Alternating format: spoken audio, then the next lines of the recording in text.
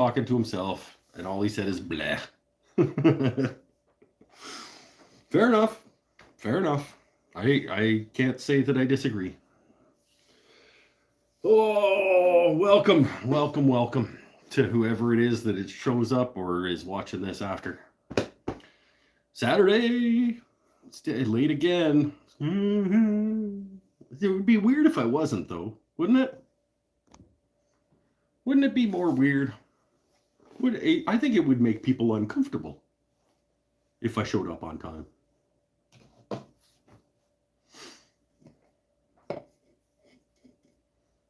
Mark me as present. Okay, I will make a note in your employee file that you were here for the show.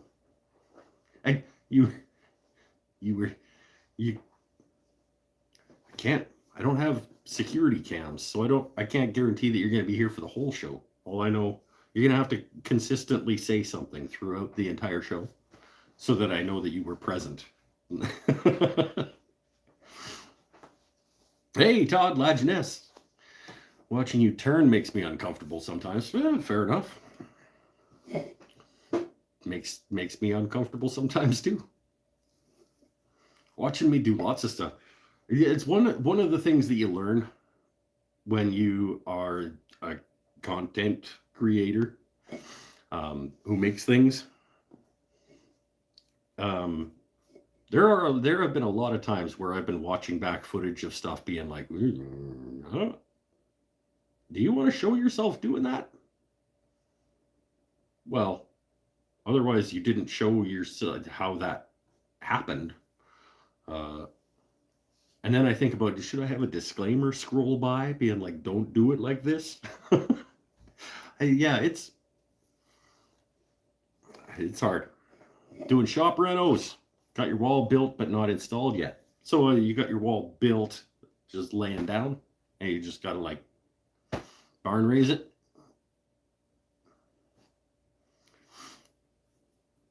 Did you contact somebody and see if you're going to get in trouble for putting it where you wanted to put it, or are you just going to put it where it's not going to get you in trouble? Hey, John.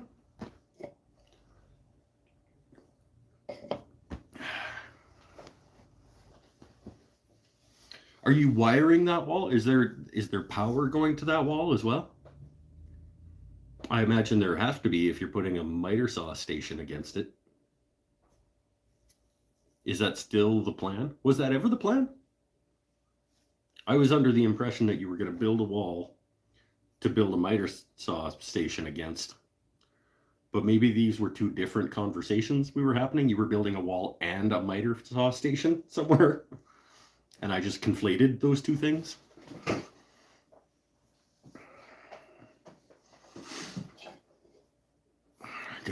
I think I said this last week too. I gotta do something about the situation. I'm getting the curly Q straight situation again, and it bothers me when it's lopsided with. There's the beer. Yeah, okay. It's Saturday after work, my friend. I don't work on Sundays, and at the end of the day on Saturday, the reason this show moved back to Saturdays is because when I get off work on Saturdays, I need to come out to the shop and have beer. And so why not turn on the show? So sometimes we'll get things done, sometimes we won't, but it's almost a guarantee because I need the after work beer and decompression time with my friends. It'll be more often now that the show's moved back to Saturday. More often we will just hang out and have drinks and talk about making stuff than we will actually make stuff. But it almost seemed like a waste if I'm going to hang out in the shop and have beer after work, why not invite my friends along? You know? It's built on floor. I would hope it would be built on the floor.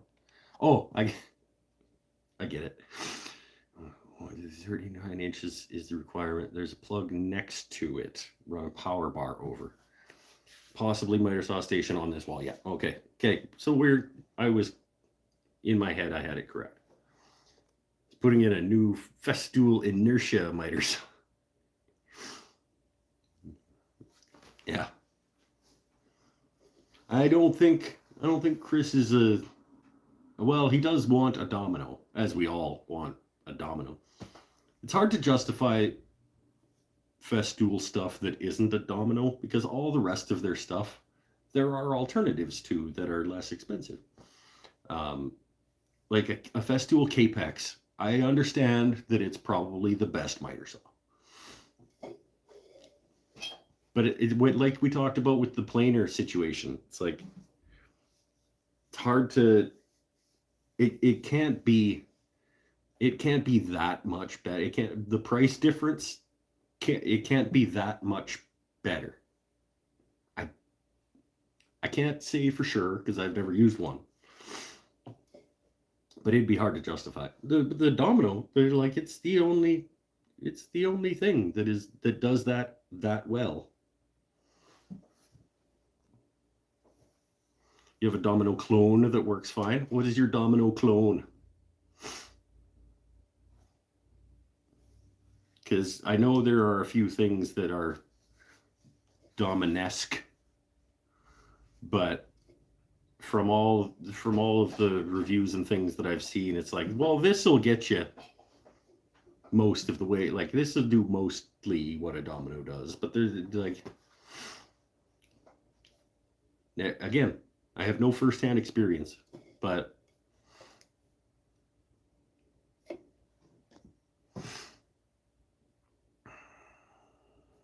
talked to Festool rep last weekend. They're coming out with a new Capex miter saw with the saw stop technology built in. Well, maybe in terms of like the flesh sensing detection, but how do you retract a miter saw blade back into the machine? I could see it like the brake action when it senses flesh, but in terms of like pulling it back and away at the same time, I'm having trouble figuring out the physics of how that would work.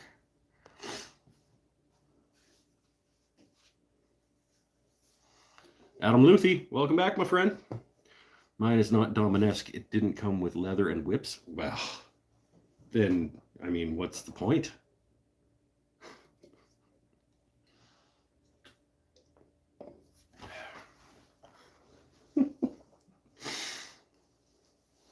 I think we all know what I meant.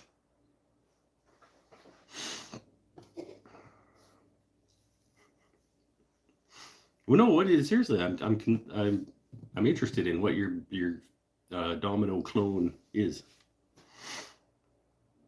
I feel like the domino jointer is worth it if you make your own dominoes. Dominoes are just so expensive buying pre-made. Oh yeah, oh absolutely. If I bought a domino, if I will. I almost guarantee there are enough things that I make loose mortise and tenons in that I will buy a domino one day. And I will absolutely mill up my own stock and round over the edges of it and cut it to dominoes. I'm not buying those for sure. They're making the brake setup and flesh sensing. Too many accidents with miter saws. It won't retract like the saw stop. See, just stop so it'll pin your hand between the blade and the board. That's still better than losing a finger. Yep. Back in a bit. Gotta grab something to eat. All right. We'll be here probably. We're gonna hang out for a bit. I did pull the table saw out so that I can get at the router table wing with the flush trim bit in there, intending on putting the template on the guitar body and finishing the guitar body. We will see whether that happens or not. I'm hopeful. I do have a back twinge, not in the usual place either. So it's like, give you about 15 minutes to run to Wendy's. Okay. Get me a spicy chicken, no tomato.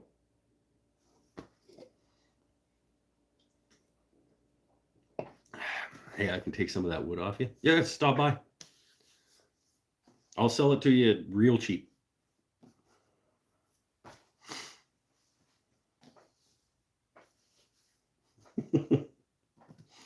except for the big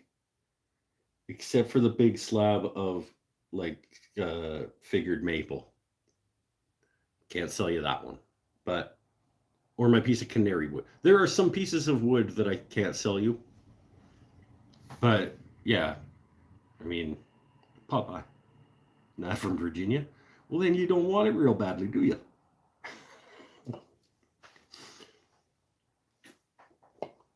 And let's not talk about shipping it.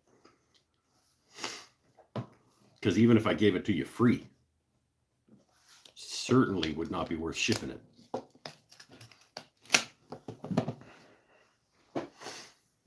Oh, shipping's gotten stupid on everything. Instead of using a domino, it uses a Mafell DD40P. So you didn't pay any less for it then, did you? From what I understand. Mafell is another one of those brands.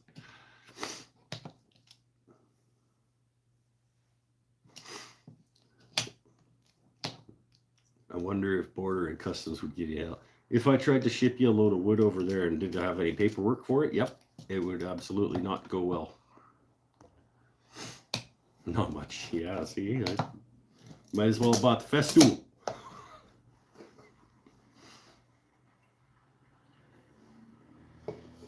Mafell is another one of those brands. It's German too, isn't it? I think Mafell is another one of those ones where people see it and go like, "Ooh, must be nice." Got another 130-pound mesquite trunk. 130-pound mesquite trunk. It's got to just be little. But that's cool. What's the best orbital sander? I don't know. It's absolutely not the Bosch that I bought. That's not even the best orbital sander that I've had in the last 2 years.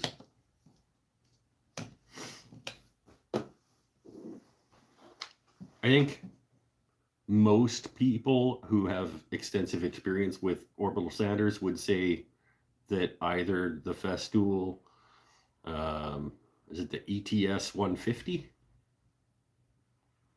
Is that their...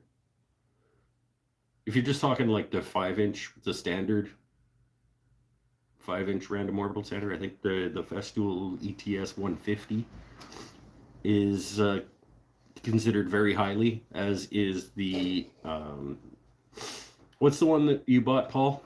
The yellow, the Mirka Deros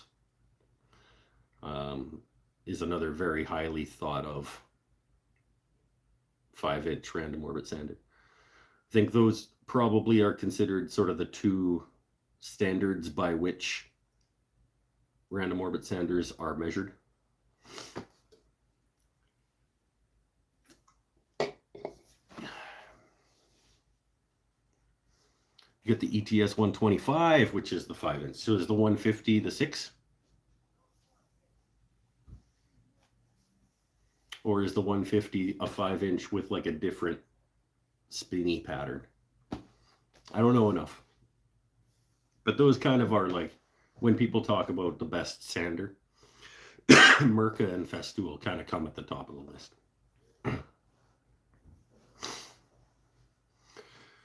Asking Paul how he likes the Mirka.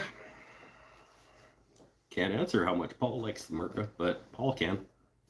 I think it would take some getting used to the paddle activation on the top, because you change. That's how you, the amount of pressure you put on the little paddle on the top is like how fast it's your speed control as well, from what I understand. So that would probably take some getting used to, but I almost always run my sander at top speed anyway, so I would just like hold it down and go. Very, very few times do I ever turn the speed down on my sander, and I can't on the Bosch. So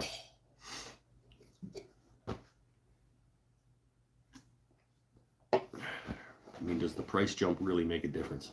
My understanding, I can't speak to it firsthand. My understanding is that It's not going to sand faster. It's going to vibrate your arm a lot less. So if you're doing long sanding operations, it's going to be pleasant. It's more pleasant for sanding. There was a fine woodworking random orbit sander shootout a while back that basically came to the conclusion that like if stopping speed and lack of vibration is important to you, then yes, it's worth it. But any random orbit sander that you're going to get from a big box, so the Makita, DeWalt, Bosch, etc., etc., etc., if they are hooked up to dust extraction or collection,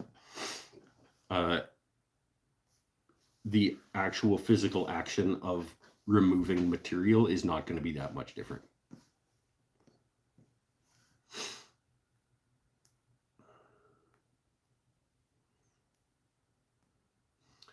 Pinnell went from Mastercraft and the upgrade was significant. Well, yeah, I mean,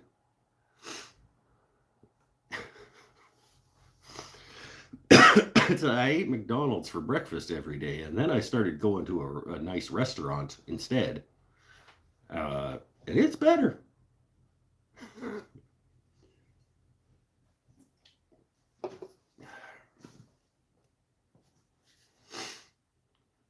And that is going, yeah.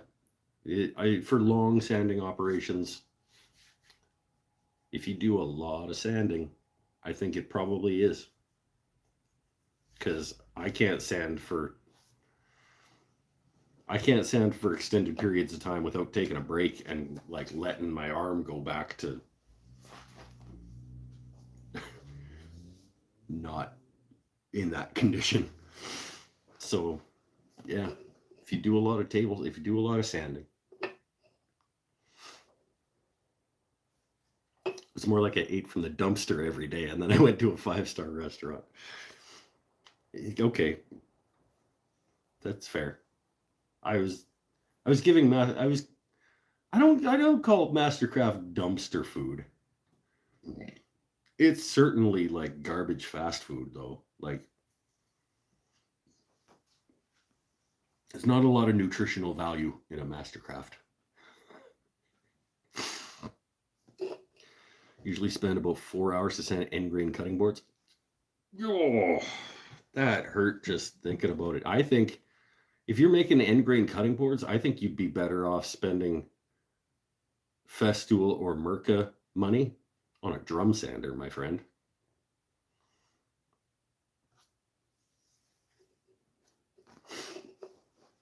I mean, you can probably, drum sanders are kind of ridiculous in terms of price too, but like even a cheap drum sander, if you're firing end grain cutting, if you're hand sanding with a random orbit sander, end grain cutting boards, I think a drum sander is it should be above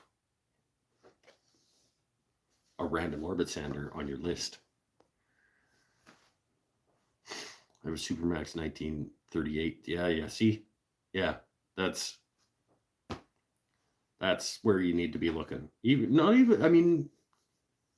Even you get one of those like something like a Shop Fox or and I think they do like a 1632 is probably, I'm terrible with prices, but like look up like a Shop Fox or a Grizzly or something 1632 drum sander and compare it to a Festool random orbit sander. You're probably not that far off. I don't know.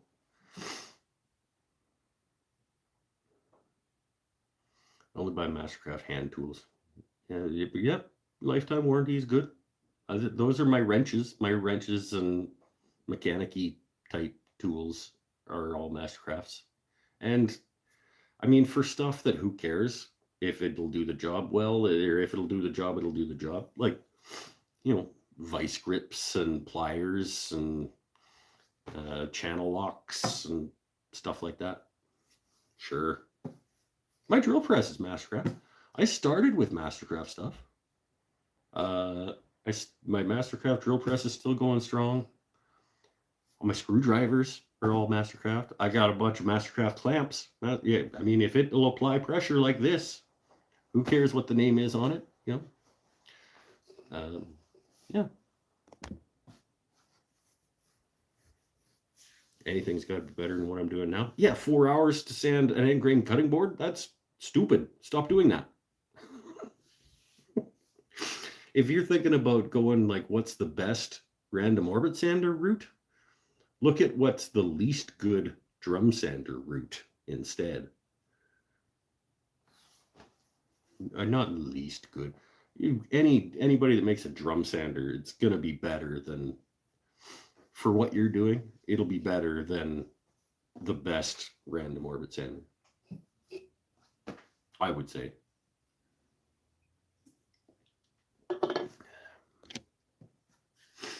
Grizzly 0716 10-inch 1 horsepower drum sander, $695. Well, okay, let's go up to what's the cheapest like big and like open-endy guy cantilever thing there, where you could do like a 1530 or a 1428 or something like that. I know Shot Fox makes one, and they think they probably comes from the same place that Grizzly gets their stuff. Probably is Grizzly.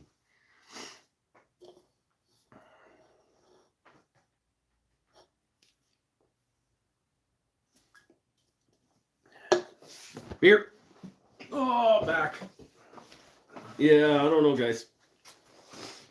I got a weird twinge today at work. Usually when I have back pain, it's like my lower back. And today it's like up around like the bottom of my rib cage, but in the back. So like there's a muscle that's all like knotted up, like right around here. And it's giving me issues. Grizzly 18 open end drum sander, $10.50. Okay, $10.50, and so Canadian, that's 13-ish. Panel's got a good point. A better random orbit sander is not going to cut down the 4 hours of sanding. Yeah, it won't. It'll make that 4 hours of sanding less unpleasant. So that's why I'm thinking drum sander, because it'll do both. It'll make it less unpleasant, and it'll probably cut down on the time. Lay down on your back and grab your knees and rock back and forth. Well, do we want to watch me do that live on the show? Because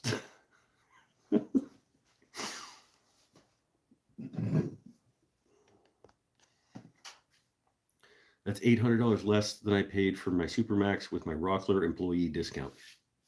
So we might have found a solution for you, Adam. What was it? The Grizzly G0458Z.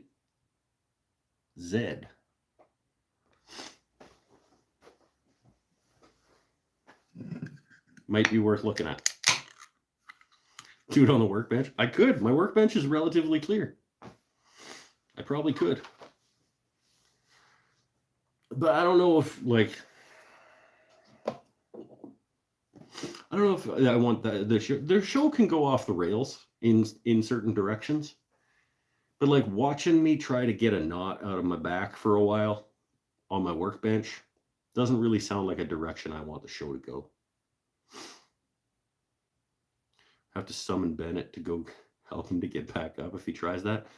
Bennett fired me a message the other day. He was like, "Did you go back to Saturdays?" He's like, "Yeah." He's like, "Oh, sweet, I can watch the show again." I'm like, all right, come along.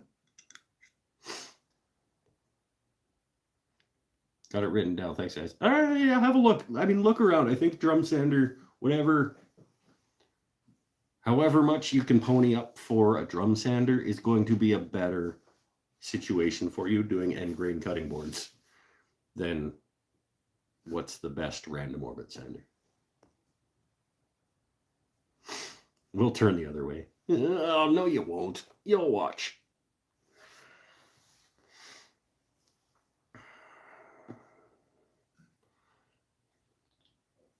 I do think I need to be off my feet, though. We'll see. I want to get this. I want to get the body shape finalized, and then I want to get the template finalized with the neck pocket in here so that I can continue progressing. Matthias has plans to build your own one.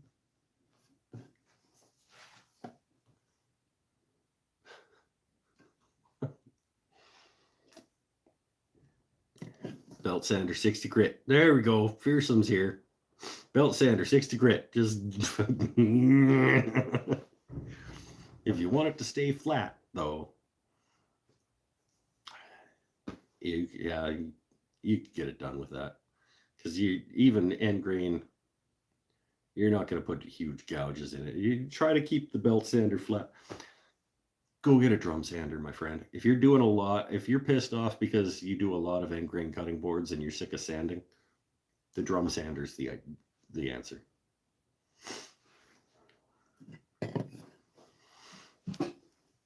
Hell, I don't do end grain cutting boards.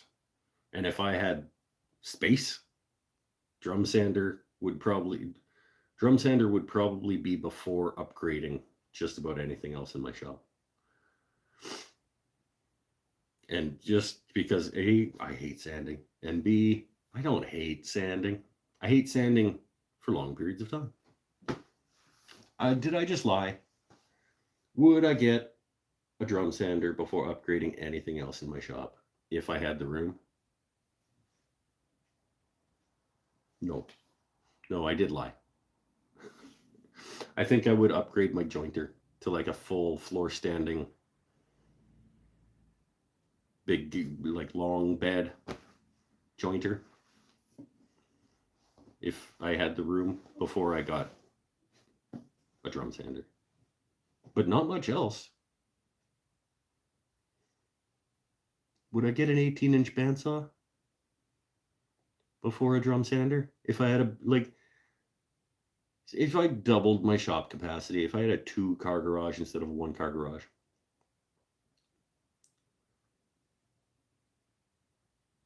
I don't know. That's tough.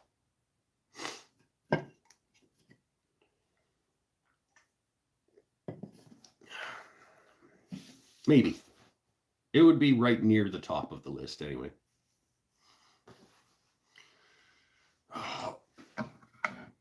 Take the neck off the thing because it just had it clamped in place. Let me look at whether I want to. I did say last week's show that I was going to hold off till this week to do the routing on the body. But damn. I mean, if I'm going to do it, I should do it before I get another beer deep. Got a little lump.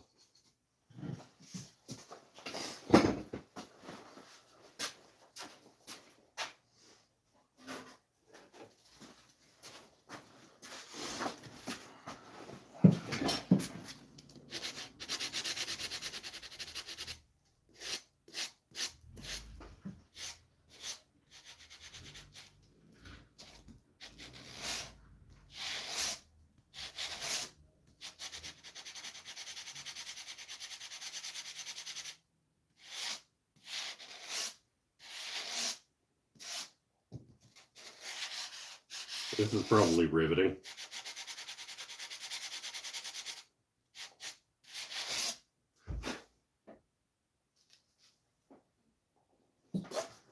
Still got a lump.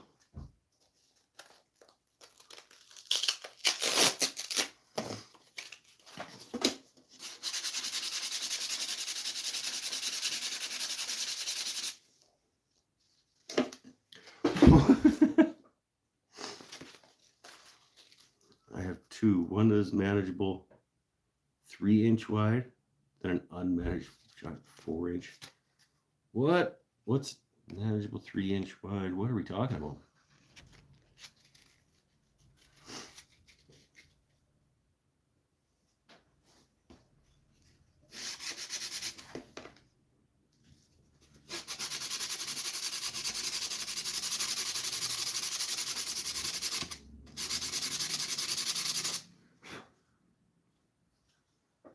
I mean, I can sand it after the fact. I can get it non-lumpy after the fact, but I'd rather get it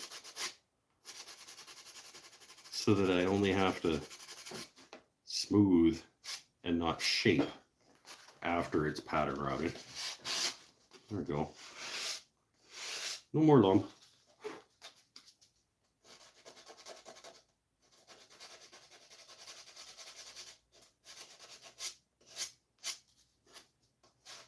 Guess the edge of the oscillating belt sander dug in a little bit while I was finalizing my shape, and I didn't notice. Yeah, maybe I actually can't do this tonight because I don't have my final shape template yet. Because now I got another lump there.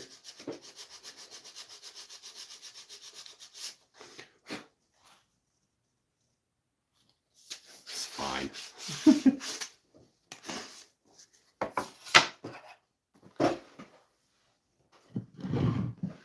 We'll see. God, I don't feel like it anyway. But if I do too many shows where I don't make progress on it, then it just takes that much longer to get done.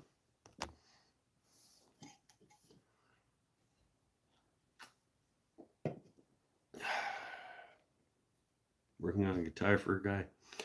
He's in my shop today trying to finish the body. Bridge got lost. Spent over an hour looking for it. He found it in his shirt pocket. Thanks for helping, guy.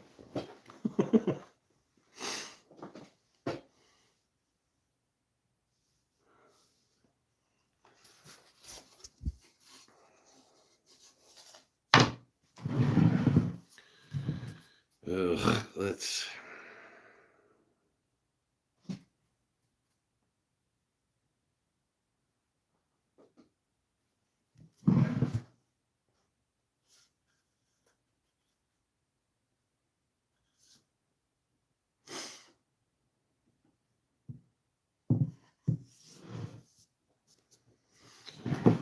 I'm gonna keep thinking on it.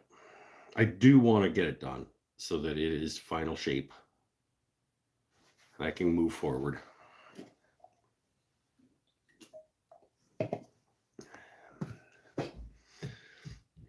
Mine has a super sturdy stand. Oh, drum sanders on the list. Hate those stands. Build a cabinet cart for it. Yeah, oh, absolutely.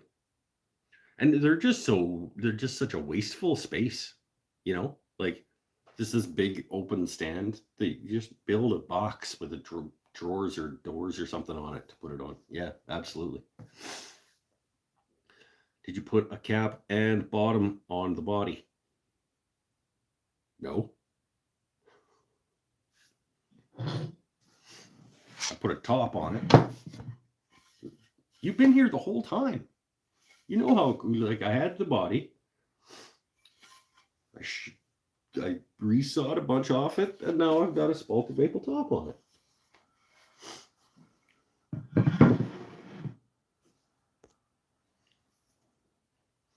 Do you have a template? If so, just run it on a flush bit on the router. Yeah, that's the plan for tonight. The plan for tonight is to put this guy on here and route it. But just kind of don't feel like it. Which, I mean, happens on this show. Just worked all day, running around on concrete, up and down stairs. And my back's got a thing. But I pulled out the router, I pulled out the table saw so I have access to the router table specifically to do this.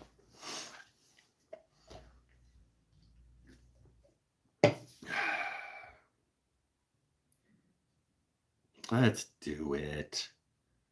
Stop whinging about, my back hurts. Stay a whiny bitch. Just get to work.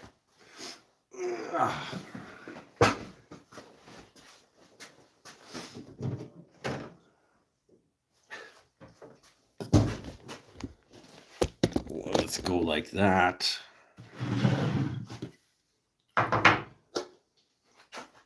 That's the old one.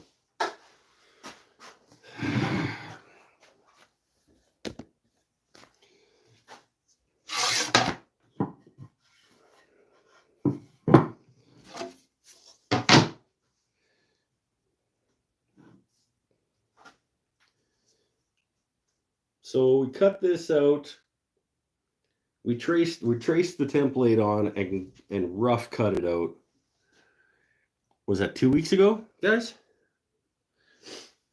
And now we just need to flush it up.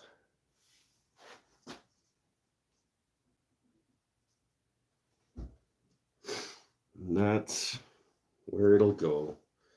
So I'm like a 16th-ish away in most places. I'm right up to it in some places. Wasn't awesome at following my line, but I'm close enough.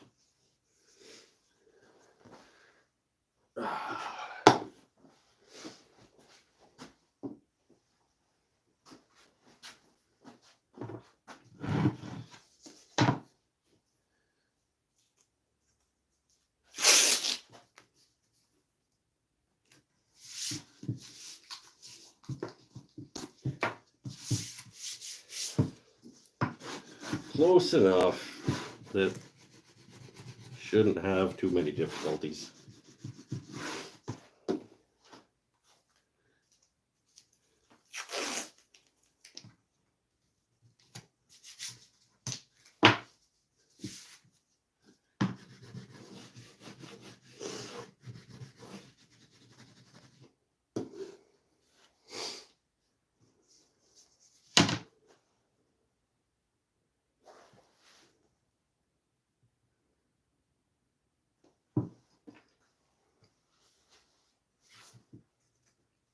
And in the middle,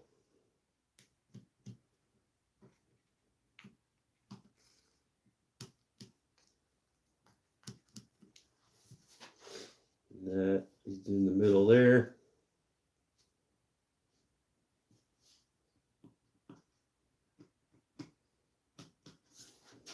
Ah.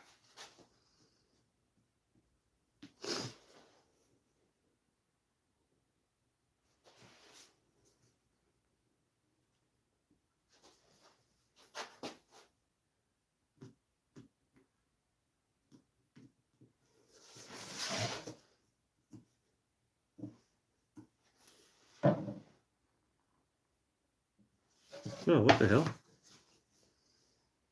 Oh, there. All right, we'll get.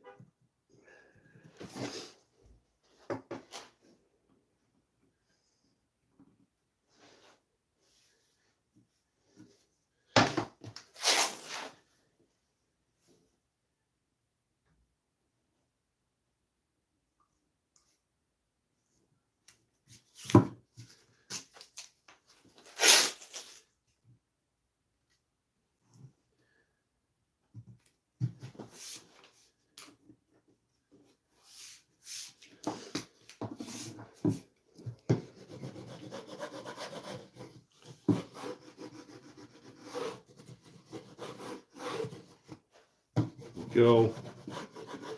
The CA glue master. What is it? What did everybody saying? CA glue masking tape trick. It's not a trick. It's just smart.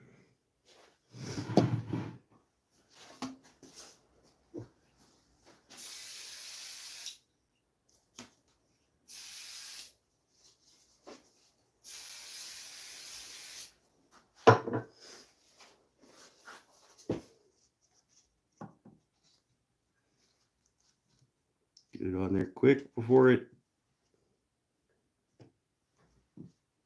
go.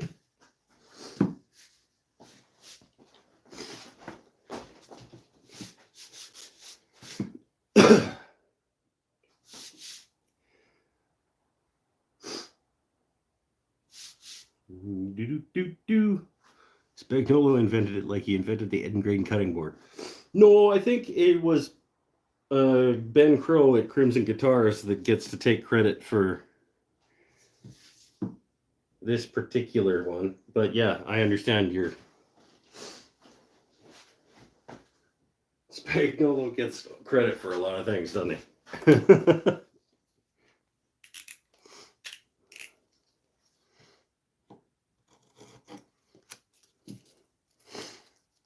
Cremona gets credit for a lot of things too, actually.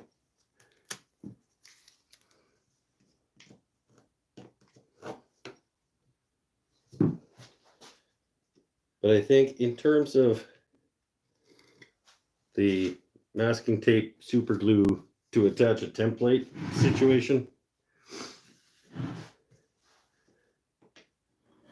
I would say Ben Crow is probably pretty accurate. I mean, he obviously is not the first person to do it, but I will give him credit for popularizing it.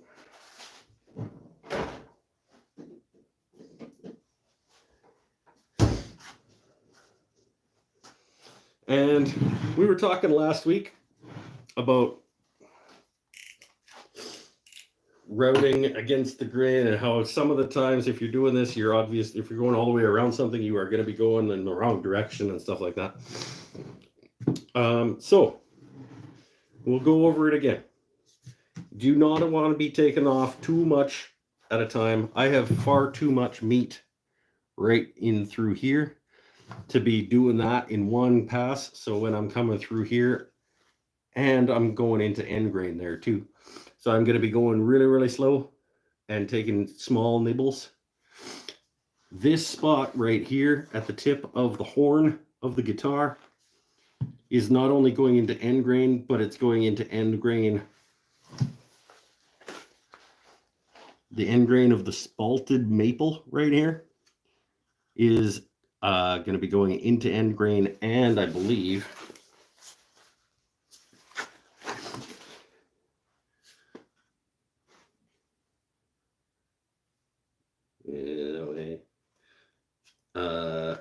yeah, I'm probably actually just going to stop that cut. I'm going to get through here and probably just stop that cut and do set, because I don't want to blow this out altogether. So I'll probably just get that final shape with sanding. The rest of that looks, yes, this is going to be routing end grain, but I'm taking off like less than a 16th through there. Should be okay. Be okay. Just, yeah, in through here, I'm going to be going kind of little cuts, little nibbles. Maybe in through here, I'm going to go little nibbles. I'm going to mark those spots, actually.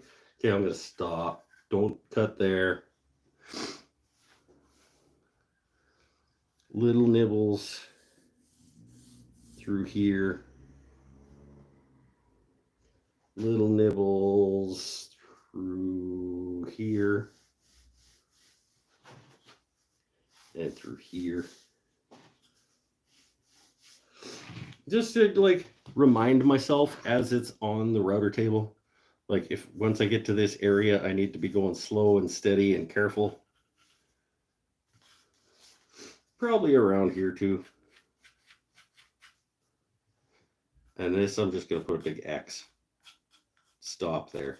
Don't do that.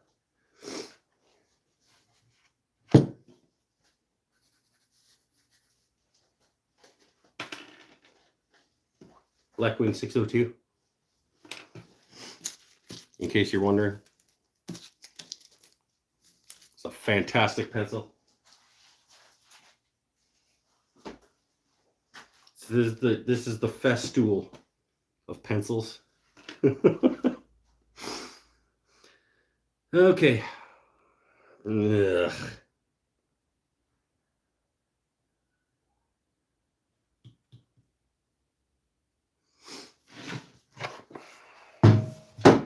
See how it goes. Really not feeling it. Just call talking to me on something else here. Hold on.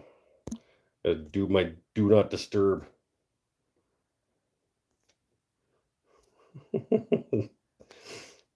So don't get bzz on you guys.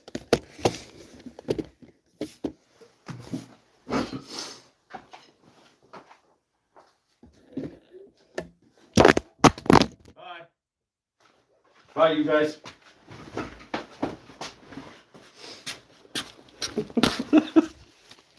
Hi.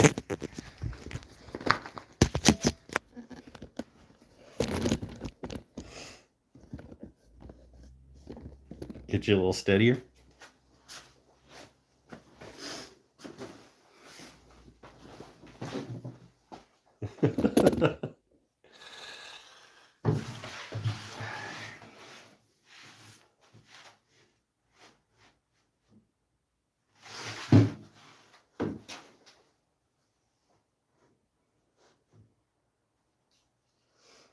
I'm going to get most of this in the first pass. My mark is wrong. I got to slow down. Slow down earlier than that. Right from there, gotta be easier bites.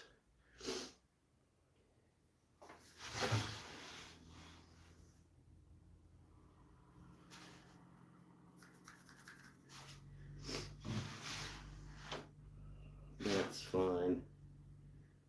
This is probably also fine because of the way that the bit is spinning. It's spinning with the grain, so it's actually almost a climb cut.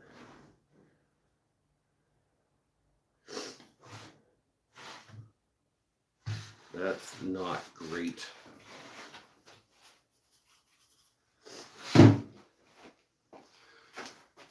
All right, watch me fail at pattern routing a guitar body. Because after I talk about how like, oh, you just like think it through and take little nibbles, something's gonna go wrong.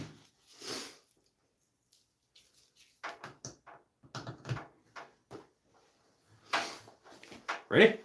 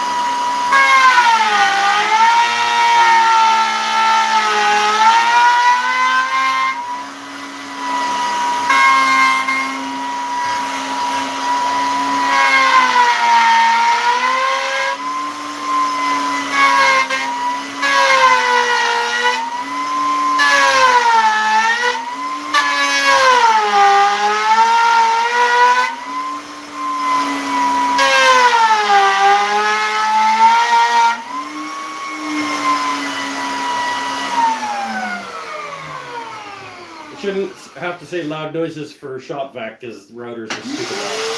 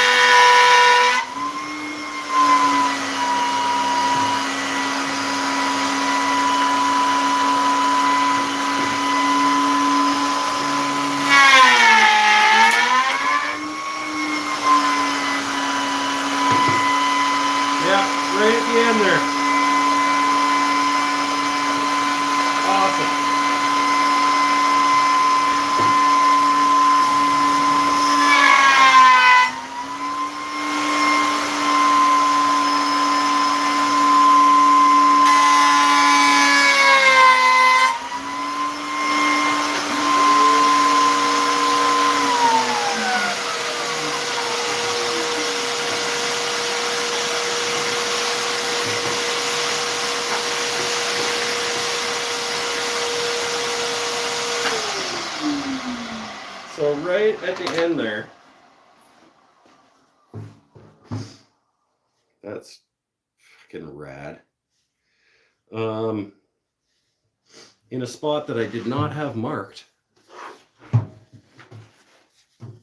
got a decent little bit ripped out right there. But it is well within, I'm going to just round that over kind of situation. By the time I break that edge so it's comfortable to wear, it's well within that range.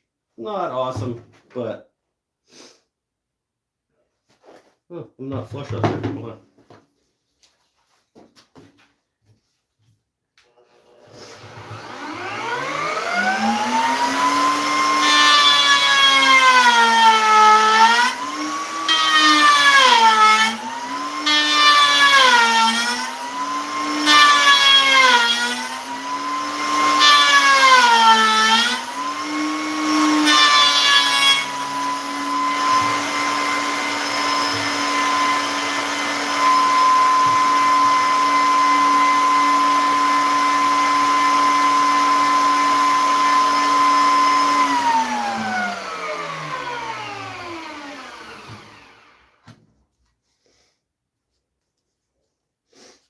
Not flush through there either.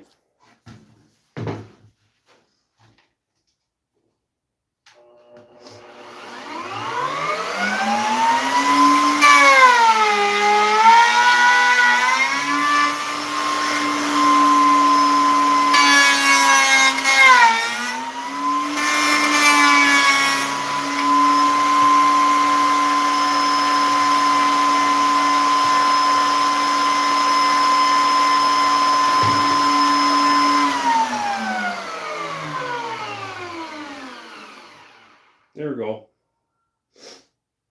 The only downfall of that little rip out, actually, one, not the only one, but the main one, is that now that bearing is going to want to ride down in that little deal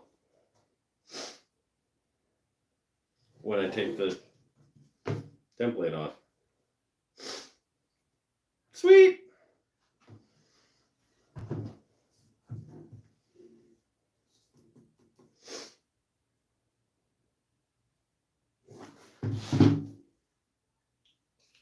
Rad. Loud noises.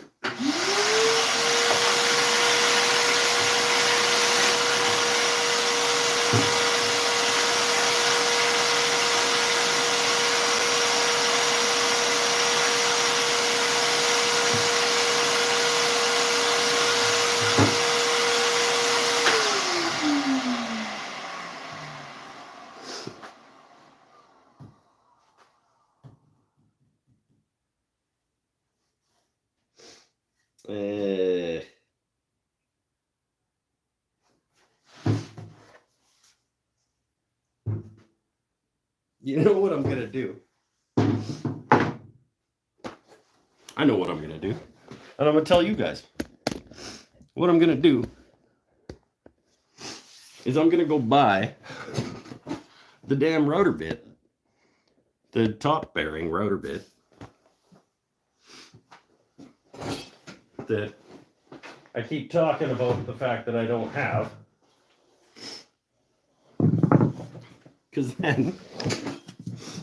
then I can just flip the whole damn thing over. I can have this side down, and the top bearing bit can ride on the part that I just routed, and I can make it skip that little bit right there that I'm just going to take care of later with sanding and rounding. That's what I'm going to do.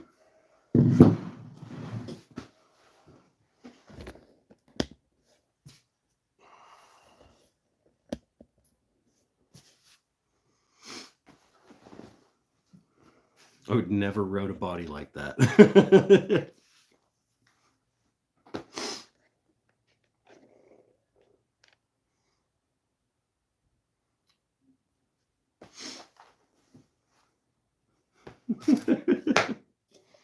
It's fine. It's fine. Just got to buy that top bearing bit. I'll go get it tomorrow. I'll go to Adam Starpin Tools. Oh, they're not open Sundays. Well, I'll go Monday. Get the top bearing flush trim bit. Then I'll just do it the other side. Just do it again. Get rid of that. Basically, it's just the maple top, and not even all the maple top that I need to get with another router bit.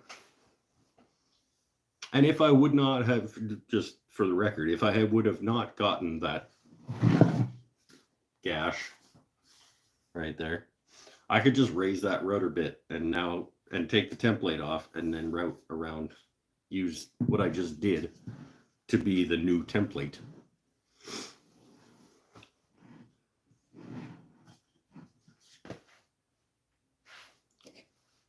Technically, progress has been made.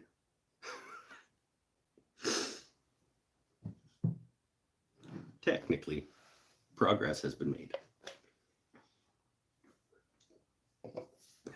Just because it wasn't as much as I wanted and there was an issue doesn't mean progress has not been made.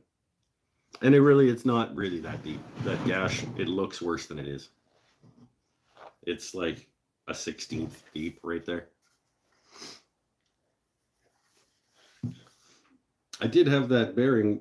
There's a gap between that bearing and that cutter, which did leave me a little bit of a ridge around here.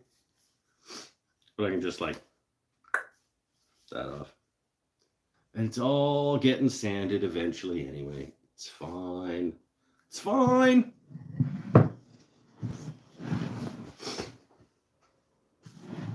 Progress has been made. Now we can do beer. Could you do the same thing, skip that part, and not buy a new bit? Yeah. But this is an excuse to buy a new bit. I should have one. I think you should have both a top bearing and a bottom bearing flush trim bit, or one of the ones that's interchangeable.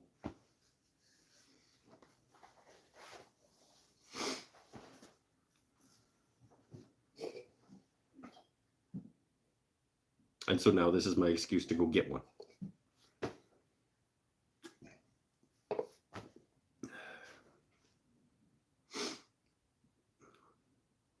If I was a smart man, before I even got anywhere close to this stage, I would have just laid down the money and ordered a white side, like spiral compression top bottom, like $200 bad boy, and just had it.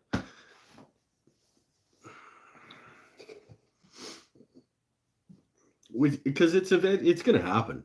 Eventually, I'm going to buy one of those stupid things. So why not just, cry now?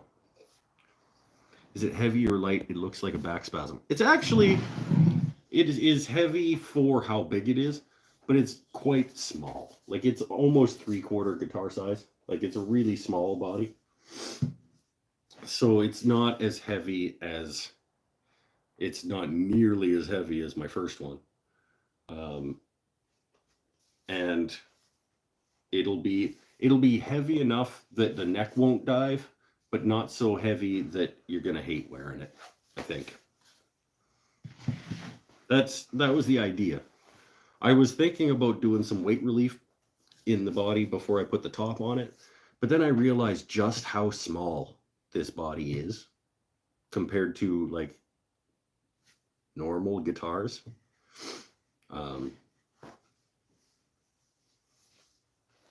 I think it'll be lighter than a Les Paul. And I think it'll be probably 2/3 as heavy as the first one that I made, which is, don't make a guitar that heavy.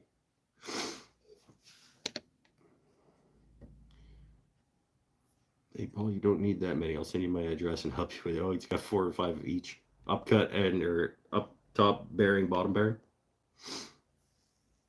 You want to volunteer to route the Lego guitar I'm working on for a client? Sure. You want me to route it? You send it on over. I take absolutely no responsibility for your client's Lego guitar exploding on my router table. But if you don't want to do it, I will absolutely do it. You're like, I don't want to blow it up. I'm going to have my friend Mike blow it up.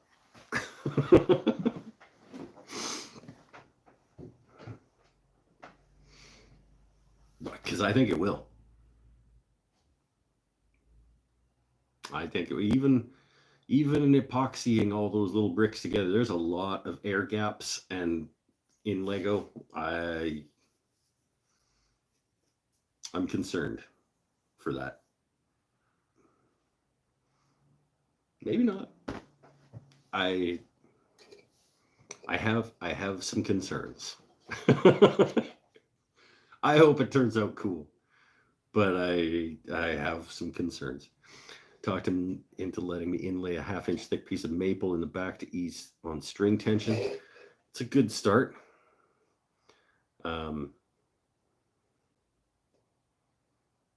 Yeah, it's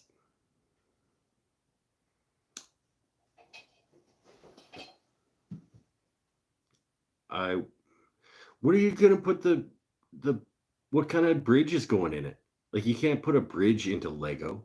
You're gonna have to inlay something where the bridge screws in.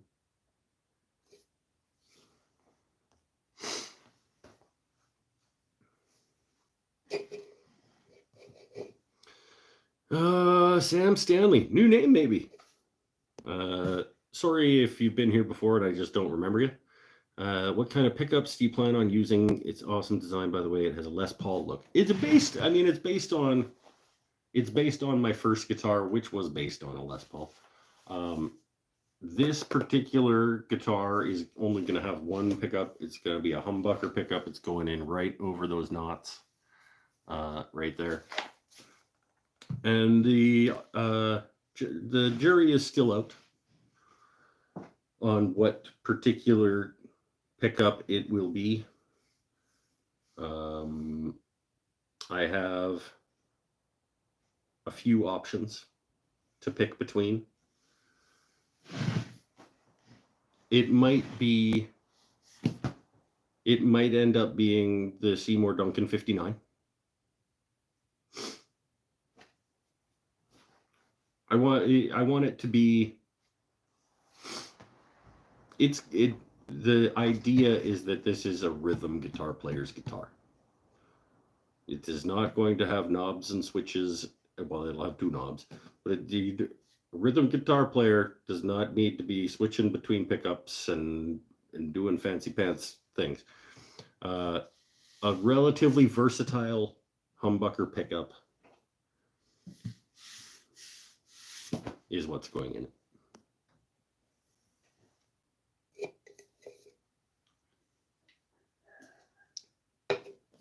He wants a top mount fender bridge. No, I don't. I'll make sure that I send him screws long enough to reach the maple, or another piece of maple under the backbone. I put it into the bridge. Oh, okay. Oh, I thought you were talking about me. He wants a top mount fender bridge. Make sure to send him screws long enough to reach the maple. God. Yeah, okay. I still have concerns. Humbuckers are awesome. Can't go wrong with Seymour Duncan. I have 2 different Seymour Duncan pickups. I'm making 2 guitars at the same time. I'm making sister guitars. I'm making this guy live here with you guys, and I'm making another one that's going to be the same with different woods. And so they will be very, very similar. The pickups will be in slightly different places, and there will be different pickups in them. And they're made out of different, they're made of different wood combination, but similar woods. So yeah, it's a fun combination build, I guess you would say. I'm doing one live on the show weekly with you guys, and I'm doing another one that's going to be like an edited project YouTube video. And then at the end, I'll probably have somebody else do like a comparison between the two and see which one is better. They'll be pretty much the same probably. Yeah.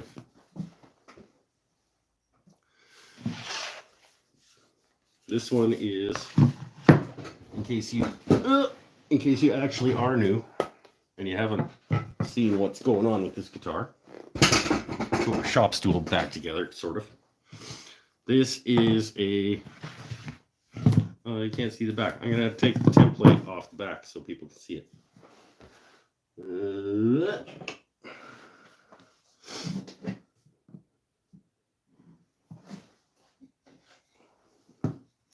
One sec.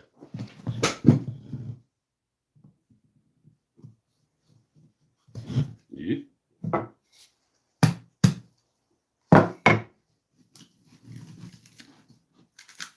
Scientific test: is it better to build a guitar live on YouTube or recorded for YouTube?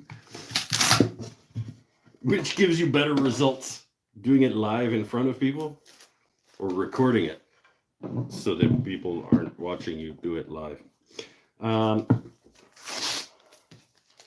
Theoretically, the only difference is going to be the pickup and the pickup location on these guitars. So this guitar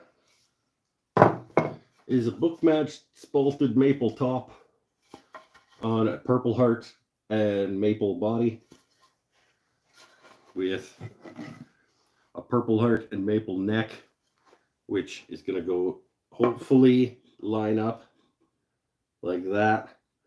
Hopefully line up like that when I put it in with a Purple Heart fretboard. So theoretically, it'll look like that. And that back will line up with that neck in theory. The other one is a mostly Purple Heart with a strip of maple in the neck. And that continues through the body, but it's got American Black Walnut on the outsides with a Purple Heart top on that one.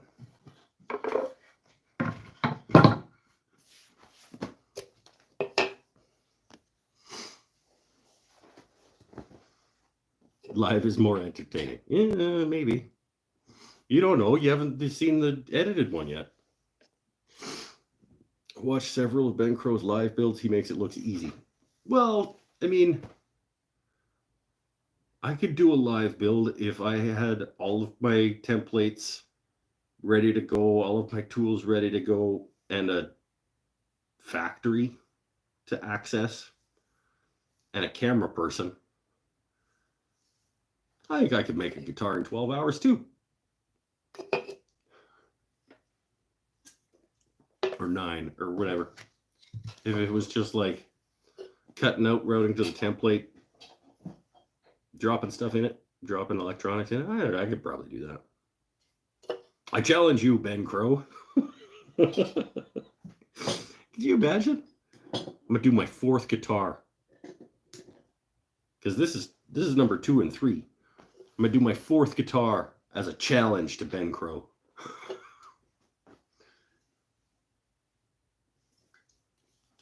I'm not.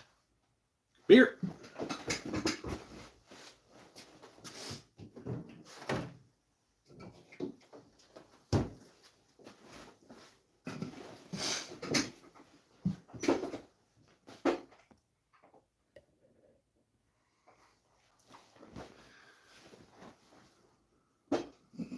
And spend 40, 50 hours editing it down to 20 minutes. Yeah, I mean, the one that I'm building not live, it's probably, I'm going to try to get it down to something that people will sit through. It's going to be all the same steps that you guys are watching live.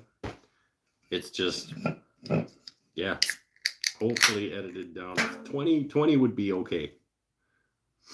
I think most people want to spend less than 15 minutes in a video, but I'll be happy with 20.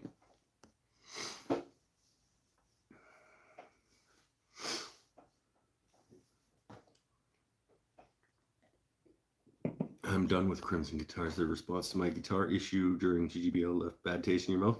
Fair? Fair enough. Yeah, I understand that. I have my own set of concerns with how these various contests and giveaways and all that stuff are organized and represented and things. I get it. I think Ben's a good dude. I think Ben is a genuinely good human being.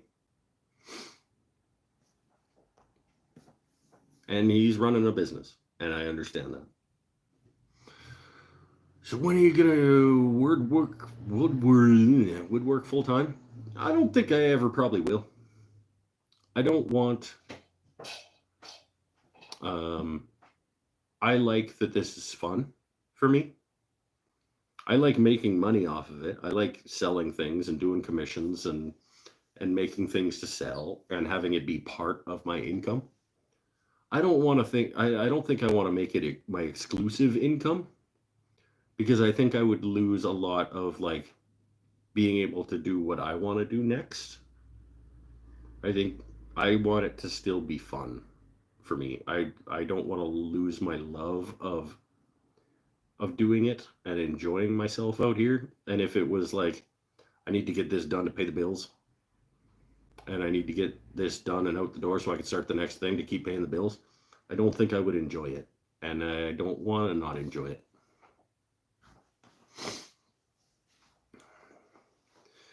Break the video up into 4 to 5 parts and release one every other day.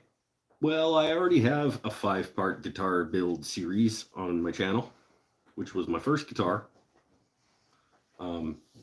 And it turned out that nobody wanted to watch that. So probably we'll just do one. Probably just do it in one video.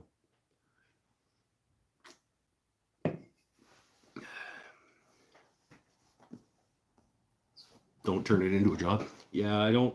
I mean, it's already a job. Like, this is a job for me. I do this as part of my income stream. I have a lot of different income streams, and this is one of them.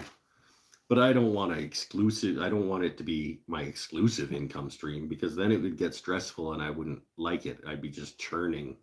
And I don't think I would even like the things that I was making, because I would make whatever I could sell, and other people, it would be up to other people what I bought or what I made. And I know. Did learn a ton building the GGBO guitar that I have not learned had I not entered it. So much more enjoyable to build what I envisioned than to use templates for everything. Yeah, fair. Took a large order for Christmas ornaments and then had to take a week off from the shop. Yes, that's how I feel every time I do, like, get ready for markets. It's like, oh, it's market season coming up. I'm going to spend a couple of weeks just churning out shit that I think will sell.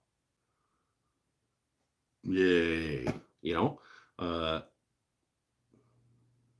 And yeah, I understand it's business, and like, sure, I can crush out 50 slimline pens and I'll move them and it'll make me money and it's fine. But I don't want to be doing that week in, week out all year long. I want to have fun with my friends on the internet and make a guitar that nobody wants. Hell, I don't even really want it. I just wanted to make one. I wanted to build another guitar. So I decided to build 3 at a time. Oh yeah, I'm also building another guitar. Well, am I? Yeah, I guess technically it is part of the way in. So technically I am building another guitar. I'm building 3 guitars at the same time, technically. These 2 sisters, and then another one that's kind of the sister of my first one. All out of black walnut and Panama rosewood with some weight relief.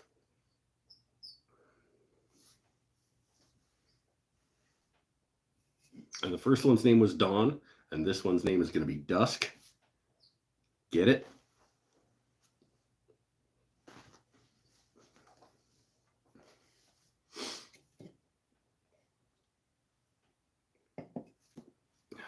But that one I lost enthusiasm for and put aside, and it's just sitting. The neck is almost done. And the design for it is ready to get cut out of it. The template for the is ready to get cut out.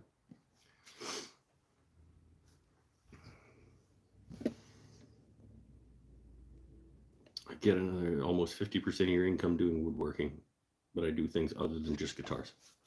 Yeah. I wouldn't say 50%, but between woodworking and filming woodworking and woodworking related things, so like my woodworking, making videos of me woodworking, people supporting me on patreon.com/wooden things and stuff because they like to help me out and be supportive of my woodworking, and sales of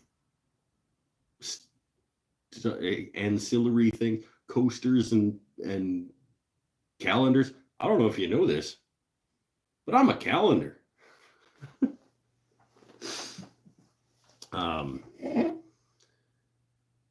I'd say over a third of my woodworking or my income is from woodworking.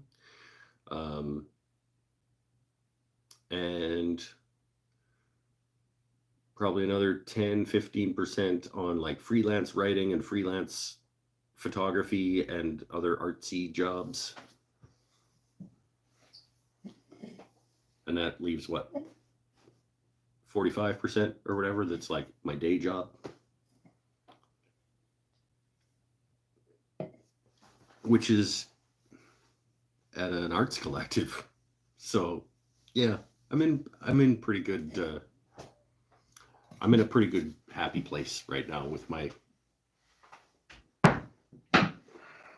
career.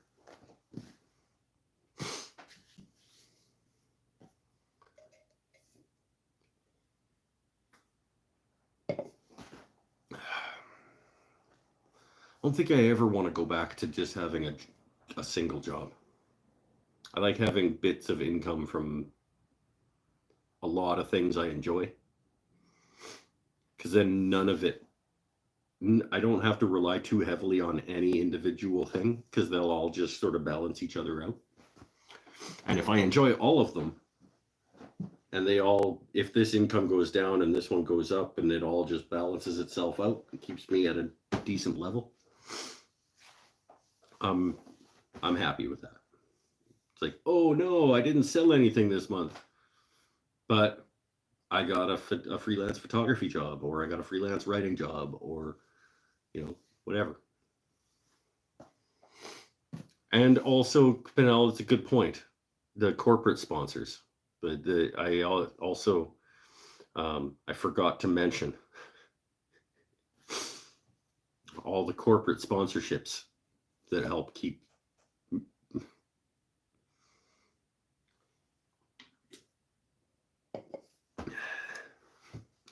Verathane. Let's talk about companies that'll never sponsor the show, shall we? Beard oil.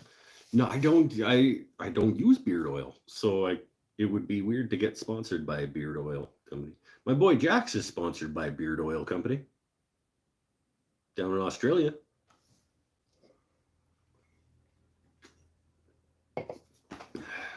And it's cool. That's great for him. If a beard oil company wanted to sponsor me, I'd like, I don't know, I'd try it and I'd be like, use this stuff if you like your beard slippery.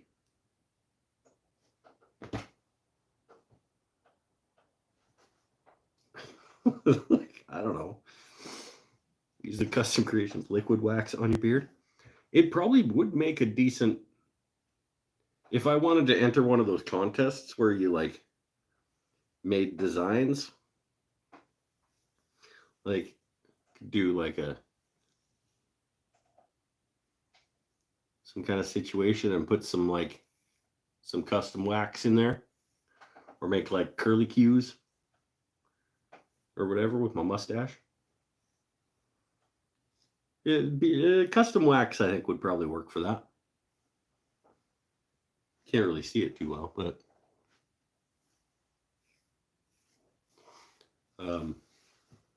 no, I'm not a beard product fella.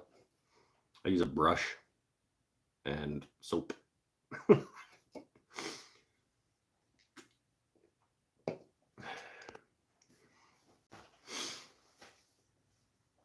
Like all the people who use the products they advertise, fake it and get paid. Yeah, I mean, I don't blame them. It's a hard life. Like the content creation does not pay well.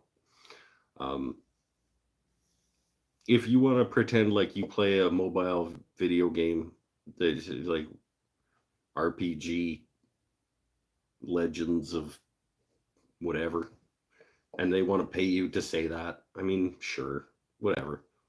You want to pretend like you love your inflatable mattress that came out of a box and like opened up for money. That's fine. I don't blame people for that.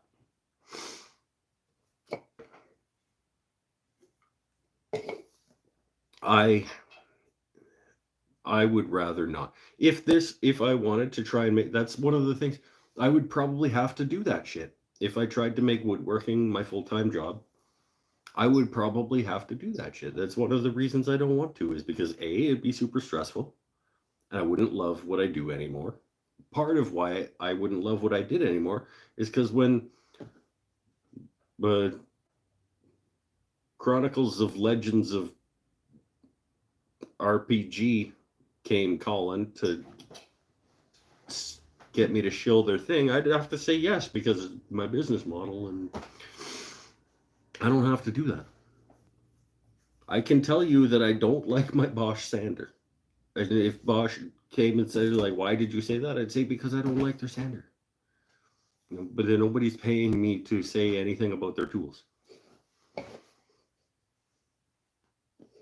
If tool companies, if you want me to say nice things about your tools, A, make them not shitty, and B, send them to me for free and pay me to talk about them. I absolutely will not. Can I say this? I'm comfortable saying that I will never shill a product that I don't think you should buy. Which Bosch sander? Though I have a video on my channel called randomly picking my new random orbit sander or something like that. And I just drew names out of a bowl. And I went to the store. I drew Bosch out of the bowl. I put, I think, Bosch, Milwaukee, DeWalt, Makita, Rigid,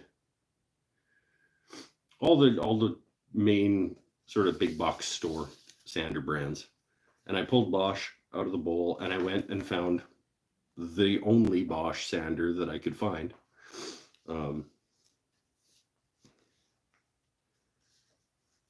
It is the ROS 10, and I should do a video on it. I'd just say, like, I'm gonna be honest, everybody. You should not pick your sander based on random draw.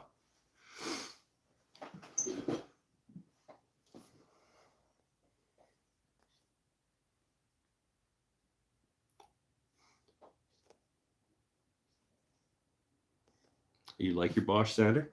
Maybe yours is better than mine. I quit listening to several YouTube channels because they kept talking about their new tools and how everyone should be using them. Yeah, but I get it. if SawStop pays you to talk about the, like, SawStop wants to say, I'll tell you guys this right now. SawStop sends me a table saw and then pays me to talk about how awesome it is. I'm gonna take that deal. I am. But I will commit to you that I will never tell you to spend your money on something that I don't believe is worth your money.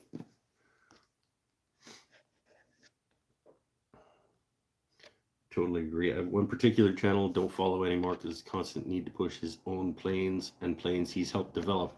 I might know who that is. I think I know who you're talking about.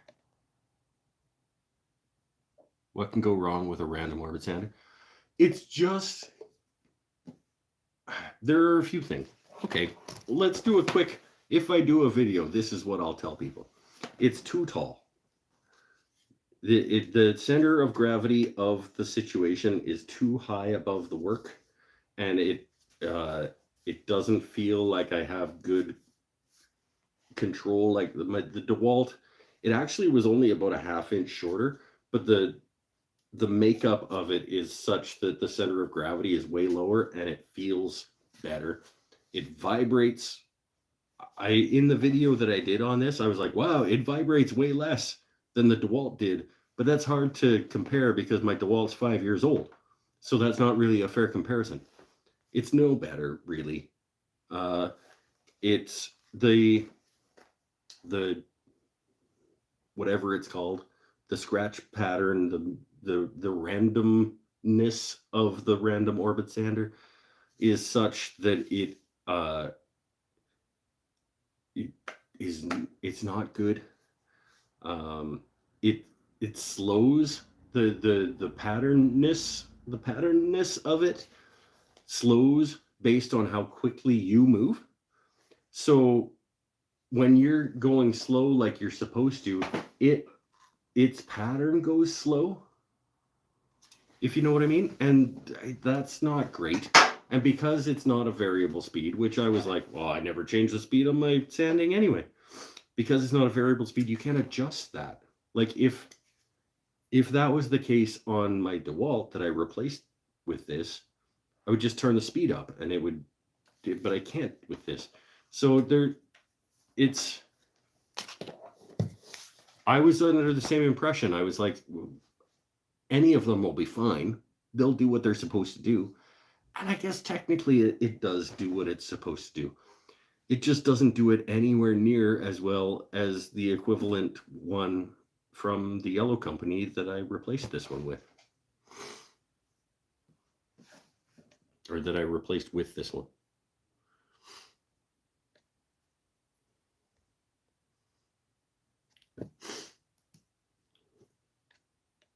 Except the calendar. But yeah, no, the calendar is absolutely worth your money. Yeah. No, that's a good point, Pinel.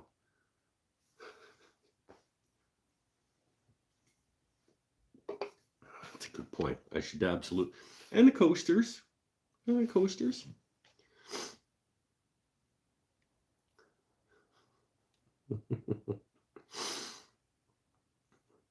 Been trying not to buy Robbie's red marking knife. It looks cool, but I have 5 marking knives. Who's Robbie? Oh, from earlier that we were talking about. I'm going to introduce a marking knife to the market as well. Probably this year. I've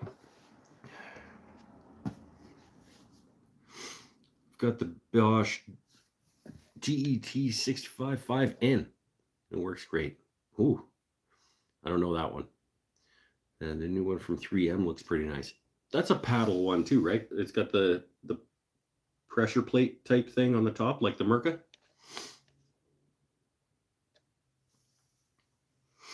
I don't dislike his products, and I don't dislike his actual instructional stuff. Can't stand that. Yep. It's the same complaint that I have overall with. Well, it's not. I don't even really see it as a complaint because I know, like, I'm in this environment, and I know. But yeah, I have absolutely. I mean, I've I've unfollowed and stopped watching people who go in a direction with their woodworking that I don't care about. When people do deep dives into CNC, all of a sudden I'm like, well, I guess I don't need to watch this guy anymore, or that kind of thing. But yeah, the constant buy this thing, buy this thing, buy this thing, or this is thanks to whoever for. I don't mind like a quick ad read that's like, this company sponsored this episode. I like what they do. They make good products. Have a look if you're interested, kind of stuff. That's great. But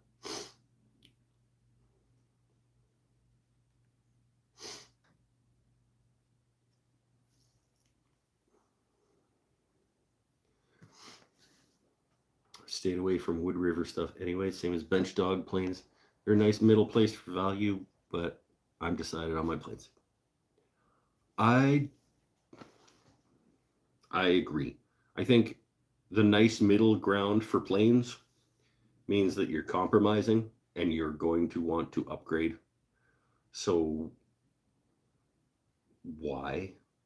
Just you can get one really nice plane instead of a couple of middling planes, and then just keep saving for the next time that you want a plane. Buy good planes, or buy old planes and learn how to fix them up. I think if you're going to buy a newly manufactured plane,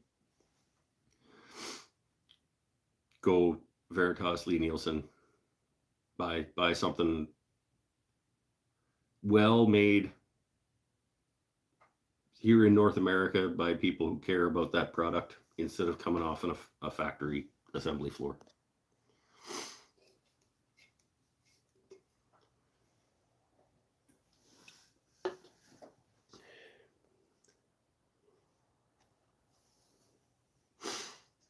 YouTube's, yeah. Still follow you and anyone else who tosses in a related sponsorship. Yeah, it's not the worst thing in the world, but it does get a little bit. I mean, for a long time I enjoyed watching April Wilkerson. She was just this great sort of every woman who's like, I'm gonna try doing things and see if it works and everything will be great. And then she just got enormous, and then every 4 minutes of like less than 4 minutes of the video, it's like, by the way, there's a link to this in the video description, and blah blah blah blah. It's just like ads. Her videos feel like a NASCAR, like.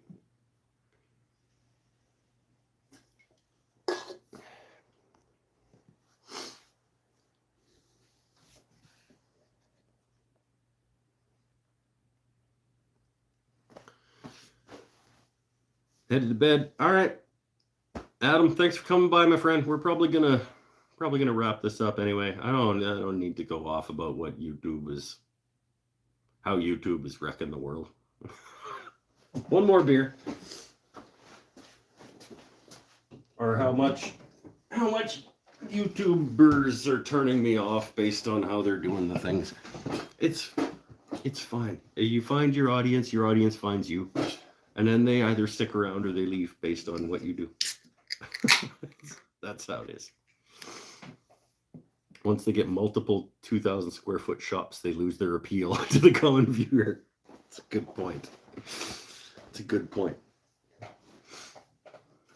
It's like 4-car garages and standalone hangars and stuff. So somebody was asking me a while back about, oh crap, I forgot his name. Dude was like an NFL lineman and then retired and went into woodworking and started a YouTube channel. And it's like, he's in a warehouse hangar type place, and he's a multi-millionaire that made his money playing football. Like, I have trouble relating. I'm sorry. Like, maybe he might be cool. He might be great to hang out and have a beer with. I don't know. But I cannot relate.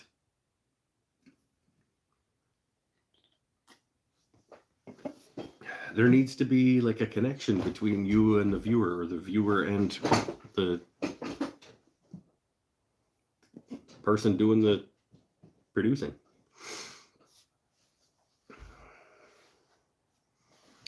Current shop is a spare bedroom. See, like you're working in a spare bedroom in an apartment or something. I don't know how you could possibly relate to somebody in a huge warehouse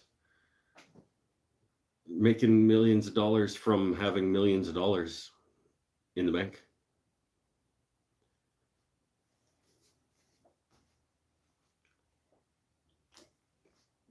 And maybe one day I would get a bigger shop and people will be like, oh, this sellout is in a 2-car garage now. Boo.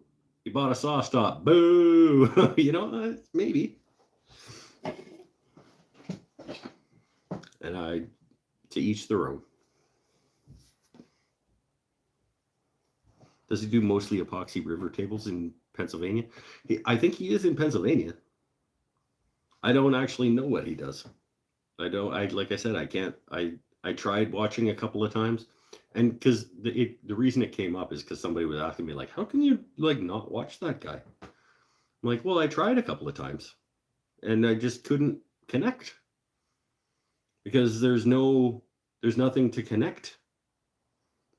What you're doing is so far removed, and you as a person are so far removed from who I am as a person. Even if we'd both be like, we'd be cool to hang out in a bar and have beer and play pool and stuff on that kind of person level, it might be great. But in terms of like what we do here in our shops, I just can't connect.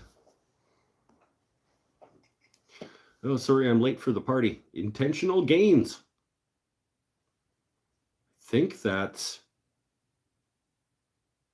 I watched back another video and I was like, I don't recognize that name, and then it's Joel the Dude. That's who it is. Changed his name to Intentional Gains. I like Joel the Dude better. Go back. Change it back.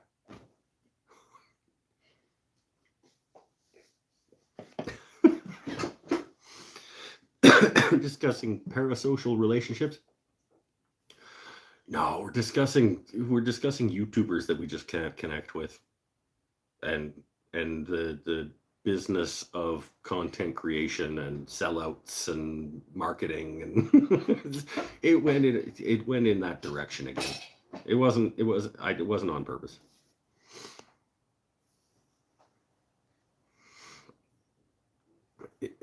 John Malecki. No, I didn't not say his name intentionally. I literally forgot what his name was.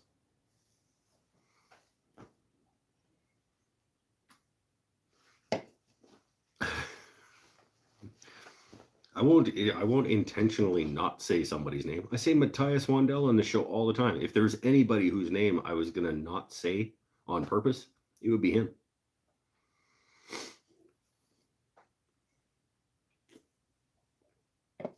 And like I said, John Malecki, I'm sure like it would be great to hang out in a bar and play pool and have beers, and he'd be great.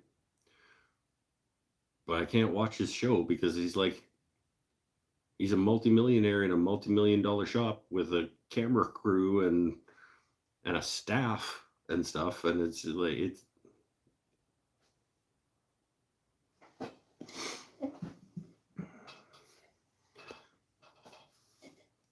Five likes, 15 viewers. Hey, Fearsome has a good point. Don't forget, everybody, to like and subscribe and hit that notification bell, and check out the links in the description. And this video is brought to you by Squarespace. No, it's not.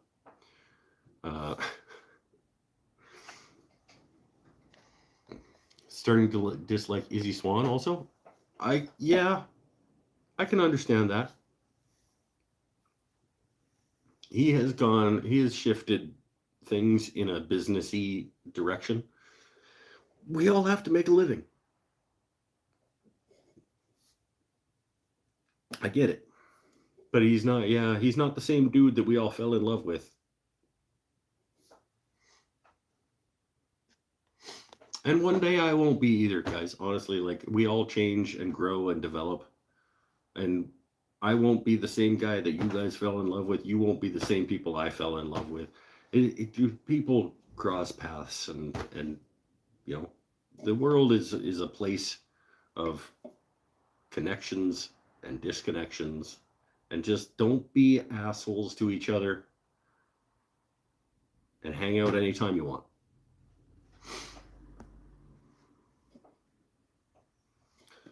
I think if someone starts in a big shop and you enjoy the content and the person, it's different than someone starting in a garage and going to several warehouse shops. Yeah, I mean, I think it's more important. I think the connection that you can make with the individual on the other side of the camera is probably more important than the size of their shop or the brand on their tools. But sometimes those things feel connected. You know what I mean? Like sometimes I feel like I can't connect with that person because their personality is connected to the name on their tools in some way. I don't know how to explain it.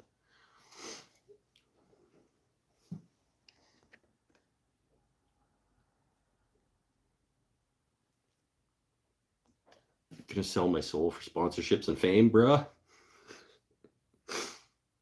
You do you. You do you. I can't blame you one way or the other. I can't even say whether I would or not. I did earlier commit to never recommending something that I don't believe in. If I don't play the phone RPG, I am not going to tell you that I play the phone RPG and you should too. I will never do that. If I don't actually like the mattress that comes out of the box and opens up and whatever, if I don't actually recommend that person to person, I will not do that sponsorship.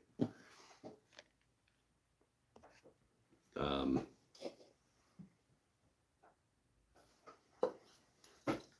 like to thank Starbond for being one of 2 companies that have ever sent me free stuff other than Waldrop guitars. So 3 companies have ever sent me free stuff. Starbond Glue, Custom Creations, and Waldrop Guitars. And I believe in all of their products. Waldrop Guitars isn't so much a product. I guess that's why I left you out, Paul.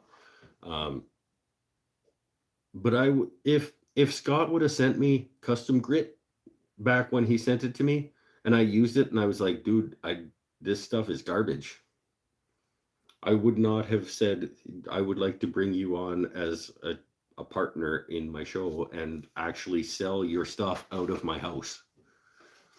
And the same thing with Starbond. I wouldn't tell, when they sent me free glue and I used it, I would not tell people to buy it if it was garbage. How's the guitar coming? The guitar is, I did get 1 round of pattern routing around the template. I need to go buy a top bearing bit to get the rest of it. It went okay. I did get 1 chunk ripped out, but it's close enough to the bottom where it's just going to get eased over anyway. And once I go buy that top bearing bit, I can get the rest of it done. Hey, Monster Energy Mike is here? Where is he? There he is. Look at that. Look at that. And Bailey showed up right at the end of the show too. Look at that. A flush trim bit. Yeah, just I need the bearing to be on the other side. I've never had a top bearing, or is it a bottom bearing? I guess it depends on the orientation of the router, doesn't it? I could, because now I need to use what I've already pattern routed to get the rest of it by raising the bit up. But now I got this big chunk taken out of here. So that bearing is going to ride through there, and it's going to do one of those on the rest of it. So I'm just going to go buy a top bearing bit and get the rest of it done. It's fine. I should have one anyway. I don't really know how I've gone this long without actually having one.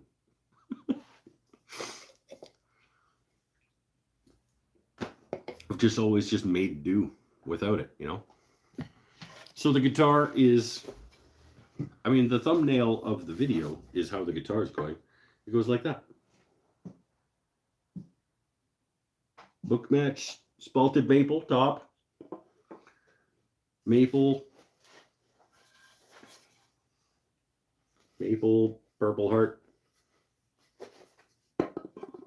maple, purple heart. Hopefully I can get these things to match up when I get them to go together. That's really my biggest concern right now is that if I get this neck pocket routed and I get this neck down in it and it's sitting like that, when I do it, that's going to piss me off a lot. So hopefully when I get this seated down in there, it also matches up nicely with that.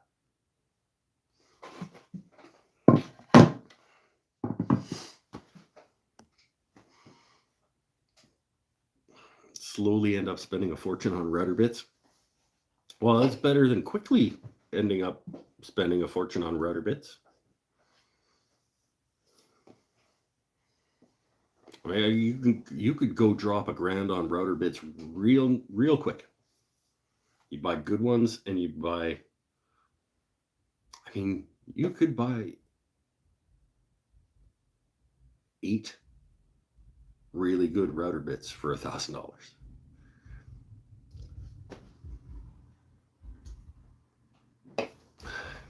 I am not going to do that. I probably will eventually buy a really nice compression bit with the bearing on the top and the bearing on the bottom and the spirals that meet in the middle. So there's like never any tear out and you can pattern route on either side and blah, blah, blah, blah. I probably will get there.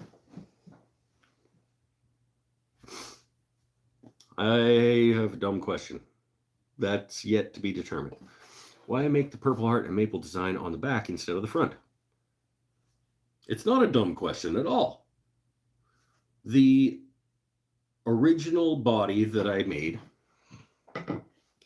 was just going to be a solid body that was Purple Heart, maple, Purple Heart, maple, purple. That was going to be the body.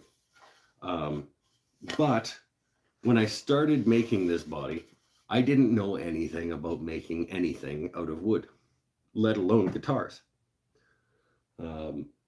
So not only did I freehand cut out the general shape of a guitar, and that's probably pretty close, I also routed pickup cavities in the guitar that were not only the wrong shape, but in the wrong place. So once I knew how to make a guitar, because I've made one before, and found these guitar bodies in my back room and realized how bad they were, I quickly realized that I would have to fill those routed pickup cavities with something, and therefore that could no longer be the top of the guitar because it would look shit if I had filled pickup cavities and then pickup cavities routed where they needed to be. So I plugged them with epoxy and wood in various states and then put a top over it. I resawed off a bunch of it so that I could add a top to it. Basically, I'm just covering mistakes by using a top. So that's the answer. The answer is because I suck. No. I made them 5 years ago. 6 probably by now, almost 6 years ago. It's just like, I'm gonna make guitars because I have a saw. Do. Don't do that.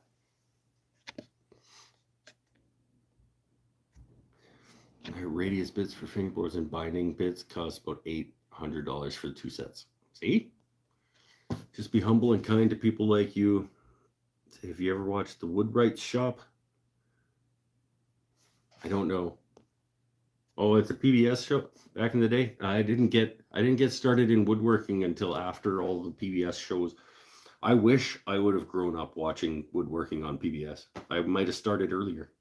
I've only been doing this 6 years-ish.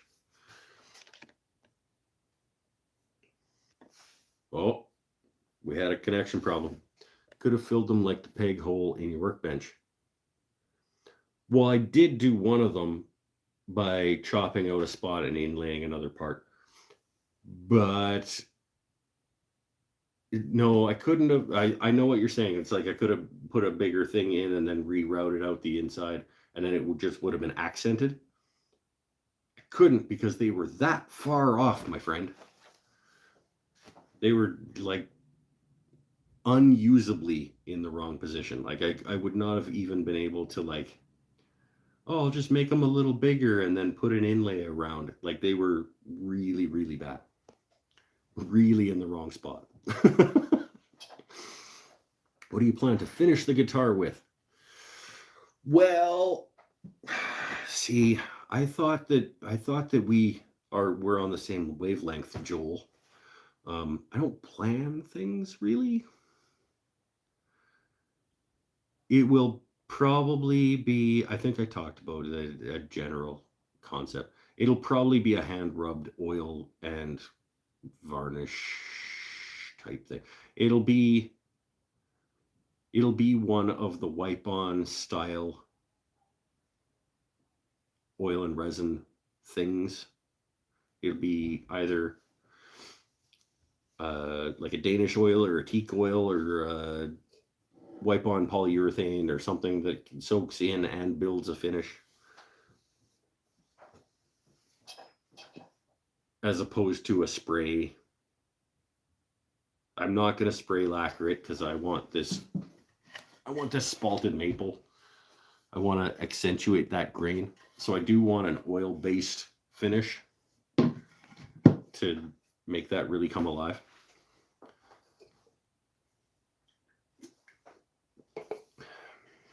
We'll see. I could see it being a Watco Danish oil.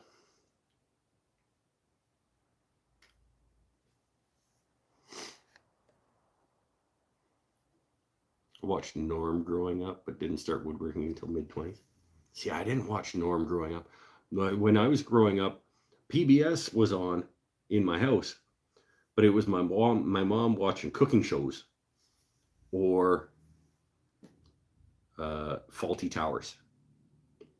That show is amazing, by the way. If you any other Fawlty Towers fans? John Cleese and his wife own a hotel. It's only like, I don't even know, I think maybe 12 episodes. Damn, it is funny. Basil, yes, Tim knows. Started very young, 10 years old. I got a scroll saw. Oh, nice. 12 for a table saw. Then you hit 14 and stopped for 18 years. Okay, cool. At least you were like introduced to it early. My mom and I used to watch an Antiques Roadshow. It was on once in a while. Yeah, good call. Red Green Show was never on PBS. Not my PBS. Red Dwarf, I think, was on the PBS that I got.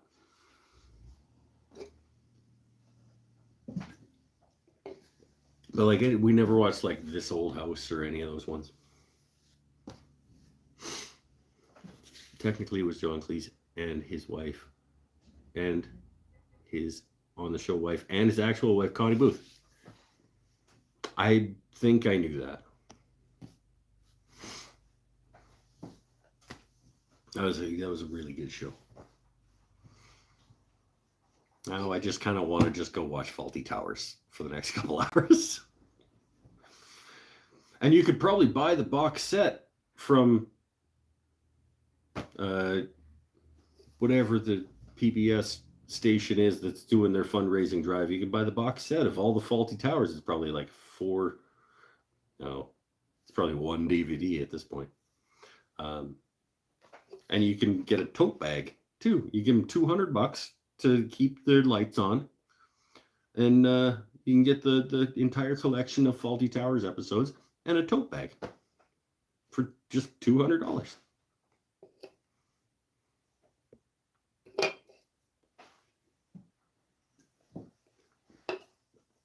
It's probably on YouTube. Yeah, they probably all are on YouTube.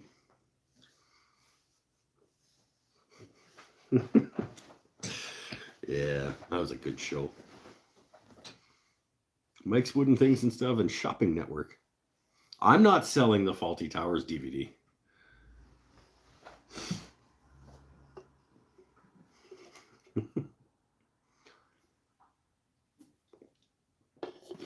But wait, there's more. If you act now. Hold on.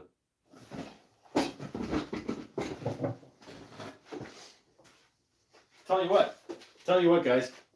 I will give you this offer just one time and one time only. Okay? I shouldn't even do this. Like, my boss is probably going to be mad. But right now, if you order a Mike's Wooden Things and Stuff 2023 calendar from Etsy, there's a link down below. If you order a Mike's Wooden Things and Stuff 2023 calendar right now, I don't tell my boss. Okay? He's going to be mad. But if you order one of these, I will throw in for the next 20 minutes. Okay? I will throw in. Do I even have one that I can show you? A Mike's Wooden Things and Stuff Live Edge coaster with your choice of quotes from the show. You buy a calendar, you get a free Live Edge coaster with my logo and it can say Stanifer's the worst on the back. It could say loud noises on the back. It could, you know what? It could say, why do I even make these fucking things? I don't even play them. Or whatever it was that I said last week that was like, probably should go on a coaster. I want my coaster to say one more beer. You can have it say that. We can make it say whatever you want. One more beer. And then we'll shut her down. I think that is a pretty consistent quote on this show. One more beer and we'll get her shut down. I think is a pretty common thing to be said here. I just enjoy hanging out with you guys. So I always feel like, okay, well, we're 2 hours in. We should probably get it wrapped up. But then people are still being fun.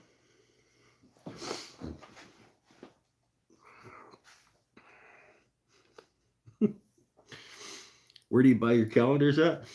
I have an Etsy store in the video description, which is where they are. They are not inexpensive. I should, full disclosure, I almost lose money on them by making the shipping included at $50 each. But it was a fun experiment. I liked making them. I had professional photography done. We're in March right now. It was fun. It was fun to have them made, and I'm out $400, and it's fine. It's fine. Mike has a laser. It makes sense. Yeah, no, I don't.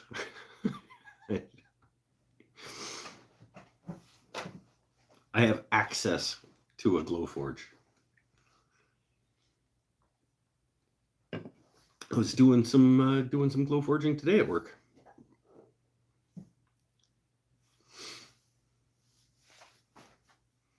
Four-color printing is expensive, especially when it's an eye-pleasing subject. Did I miss something about printing? So if you send me the free calendar, can I get another coaster for free also? Mike's Wooden Things and Stuff fanny pack. There we go. I am planning on doing shirts. I'm still planning on doing shirts. I promised people that I would have shirts at some point. And I will. I have a box full of shirts ready to get printed.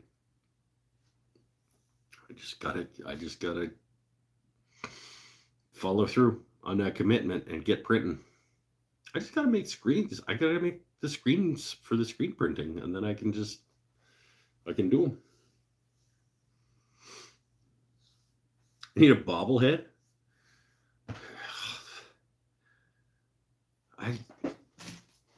Are more people gonna buy bobbleheads than calendars? Because if I had a bobblehead made, I can't see being able to sell that for less than $100. You gonna buy $100 Mike's Wooden Things and Stuff bobblehead? I don't believe you.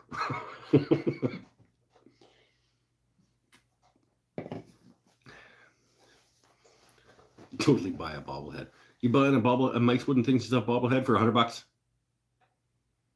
Because it'll probably cost me $70 to have them made. Definitely. I'll look into it. All right, Tim, you all saw it. You all saw Tim say that he'd buy $100 bobblehead. Anybody else?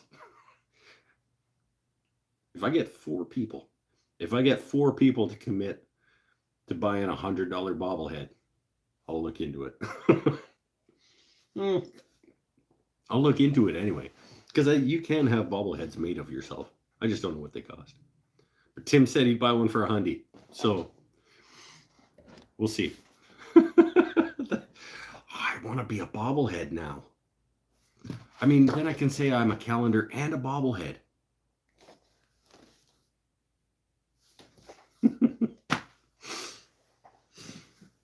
If we could get Rex Kruger and James Wright to do it, they could use the same bobblehead. I think, what's his face in Colorado?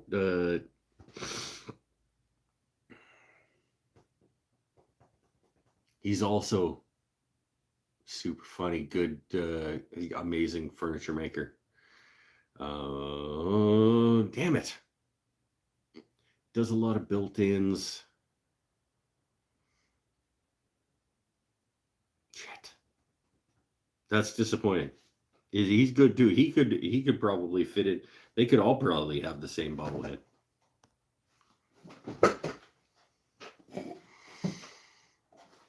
I'd buy a $40 Mike's Wooden Things and Funko Pop. I didn't know they're $100, Mike. If I'm making bobblehead / Funkos, they're probably $100. Is it me or does James Wright look like Bill Burr? Yeah, they all kind of do. They all. And damn it! I wish I could off the top of my head remember his name.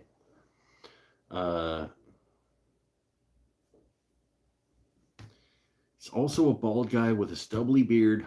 He's in Colorado. He's got a great YouTube channel. He did an episode of the Fine Woodworking podcast about 6 months ago.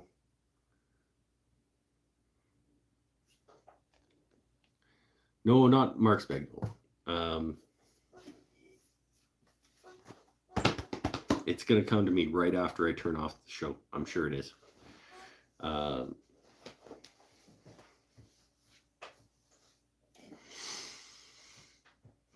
Damn it.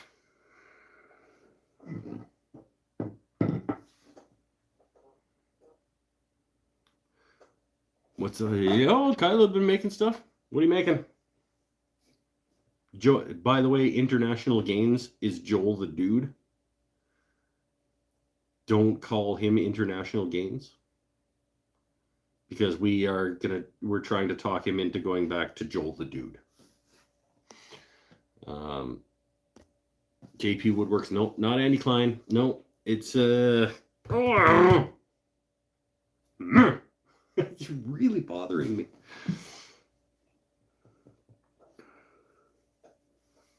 He released a bowl turning video, just like, and he's not a turner, but he did a bowl turning video, and it was called like this is a superb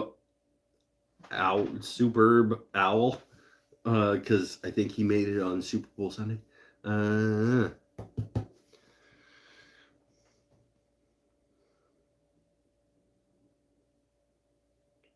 It's gonna really bother me.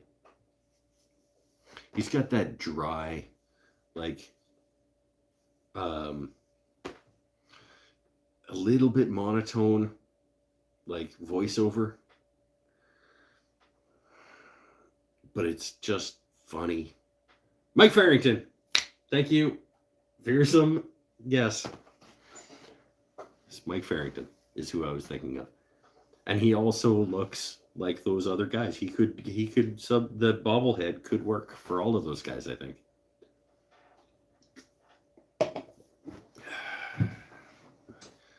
Why was that so difficult?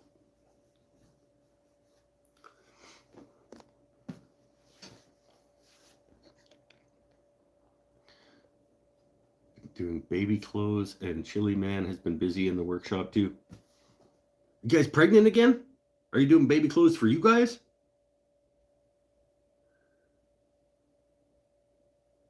Is there a new edition coming?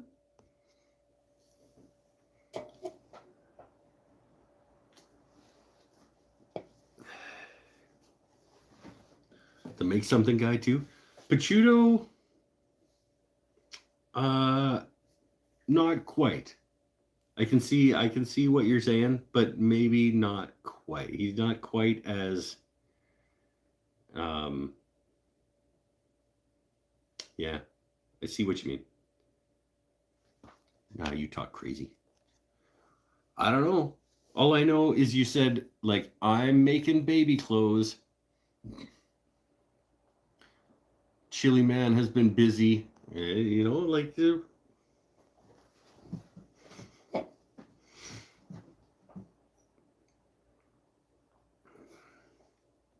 quick spread the rumors. Everybody has to go buy Custom Grit. They are not going to be able to afford to live, okay, if there's another kid on the way.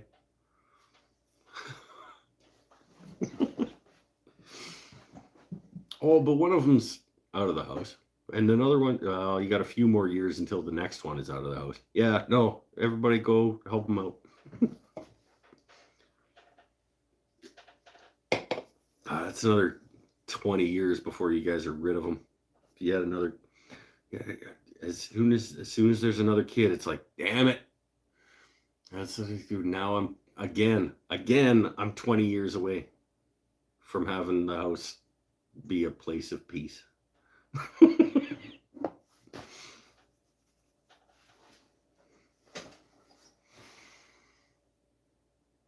Chili Man wants to be an adult baby. Geniuses are strange sometimes. Okay. He is already a little bit of an adult baby. I like sleep? Yeah. Good call. They're okay once you get past baby phase. And they turn into people. Once they go from baby to being people, you can get some sleep.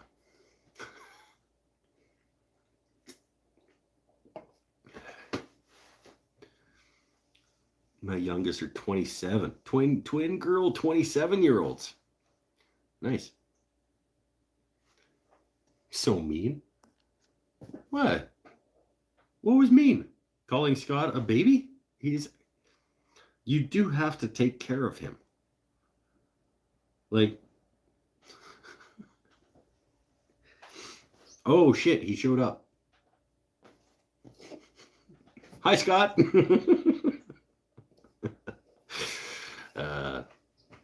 Phil Huber, the editor of Woodsmith Mag, just had his 2 kids go off to college. He's already planning built-ins in both their rooms. Yeah, turn one of those rooms into a movie theater. Chili Man, he just made it for the last beer. Yeah, he just made it just in time for the last beer. I'm glad I tuned in when I did. Kyla was inferring that you guys were going to have another child. I thought she was announcing a pregnancy. Love her shirt. It's funny because we spent a good portion of tonight actually talking about YouTubers and their sponsorships and selling out and blah blah blah blah blah.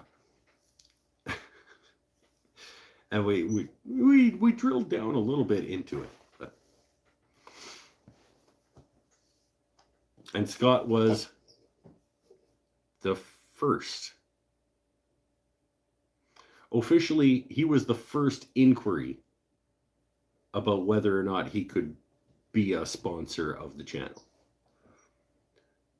He was not the first official sponsor. I went back and I looked through it because I was like, it was about the same time when I got Starbond came on board and Chili came on board with Custom Grit at about the same time. But it was just like, it was a mail order thing. It was like, I didn't get the Custom Grit into my shop until he inquired first, but he didn't it wasn't active until after Starbond. I think I go back and check, but I'm pretty sure that officially Starbond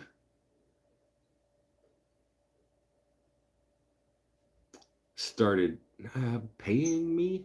They don't even pay me. It's like a commission thing. If you buy Starbond from the link below using my code, they give me a percentage of it. They don't pay me to talk about their stuff. Selling their souls to the sponsorship gods. Yeah, in a way. And that's what we were talking about with the whole, like, when are you going to go full-time woodworking? I don't want to go full-time woodworking because then I would have to. Then if somebody reached out and said, hey, do you want to take this money to spout about my product? I would say yes, because this is how I make my living. Buy a mattress from the mail order company and it shows up at your door and all you just tear it open and it expands into a mattress and it's so comfortable. And you can lay there and play your phone game, your adventure phone game. Like, no. I sent you a bowl sanding tool too. Yeah, you did. It's scary. I have 13 subscribers on your YouTube, and I've finally convinced NordVPN to leave me alone. Where's NordVPN asking me? How come I don't get NordVPN offers? The last offer I got was from like a cheap Chinese tool, like cordless power tool company that I was like, I don't know, I'm not even sure you guys exist. I'm not going to respond to this. I'm certainly not going to have you send me a bunch of stuff and then tell people to buy them because they're going to be shit. This guitar build is brought to you by Raid Shadow Legends. Oh, shit. I said it out loud.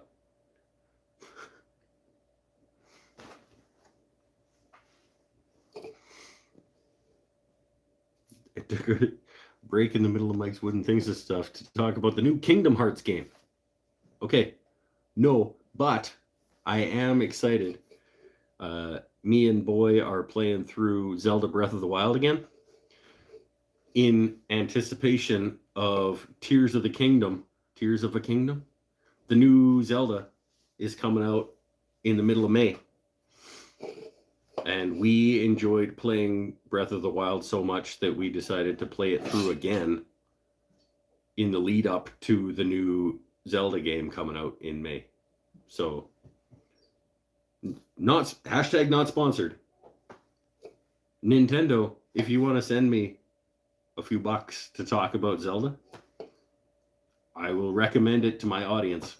Because, like I said earlier, I won't tell you guys to go get stuff that I don't believe in. But Breath of the Wild was one of the best video games I have ever played in my life.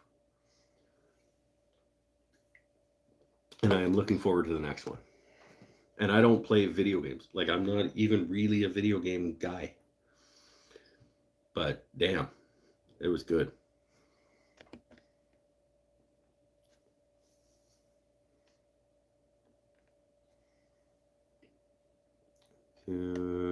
One of my twins bought Tears of the Kingdom last year for Christmas. What? It's coming out in a week? Settle down. The release day is, I think, May 19th. Was there a pre-order? And so she's getting it out early? Tears of the Kingdom comes out May 12th. Okay. Oh, so if you pre-ordered last year, you get it early. Sweet. Well, we need the time to finish Breath of the Wild through the second time anyway, so.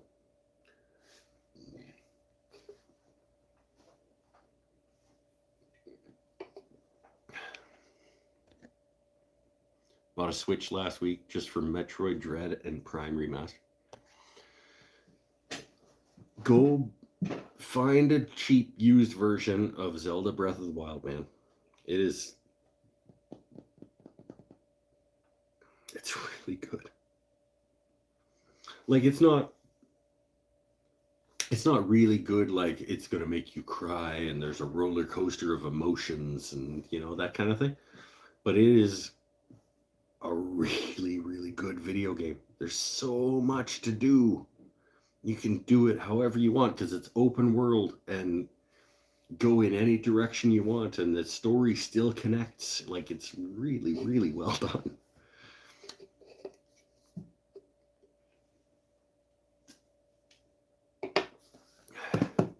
All right. That was the last beer. I'm not going to say last beer. This one was the last one. We're 2 minutes and 20, 2 hours and 20 minutes in. This was the last beer. Thank you again so much for coming. I appreciate you guys hanging out. I'm going to go buy that new router bit to get the top bearing dealie and put it in my router table and get the rest of this body routed. Remember, you have like 4 minutes left on the exclusive free coaster with purchase of calendar. And don't forget to download Legends of, what was it? The phone game? And buy a mattress in a box. Stay happy, stay healthy, stay safe.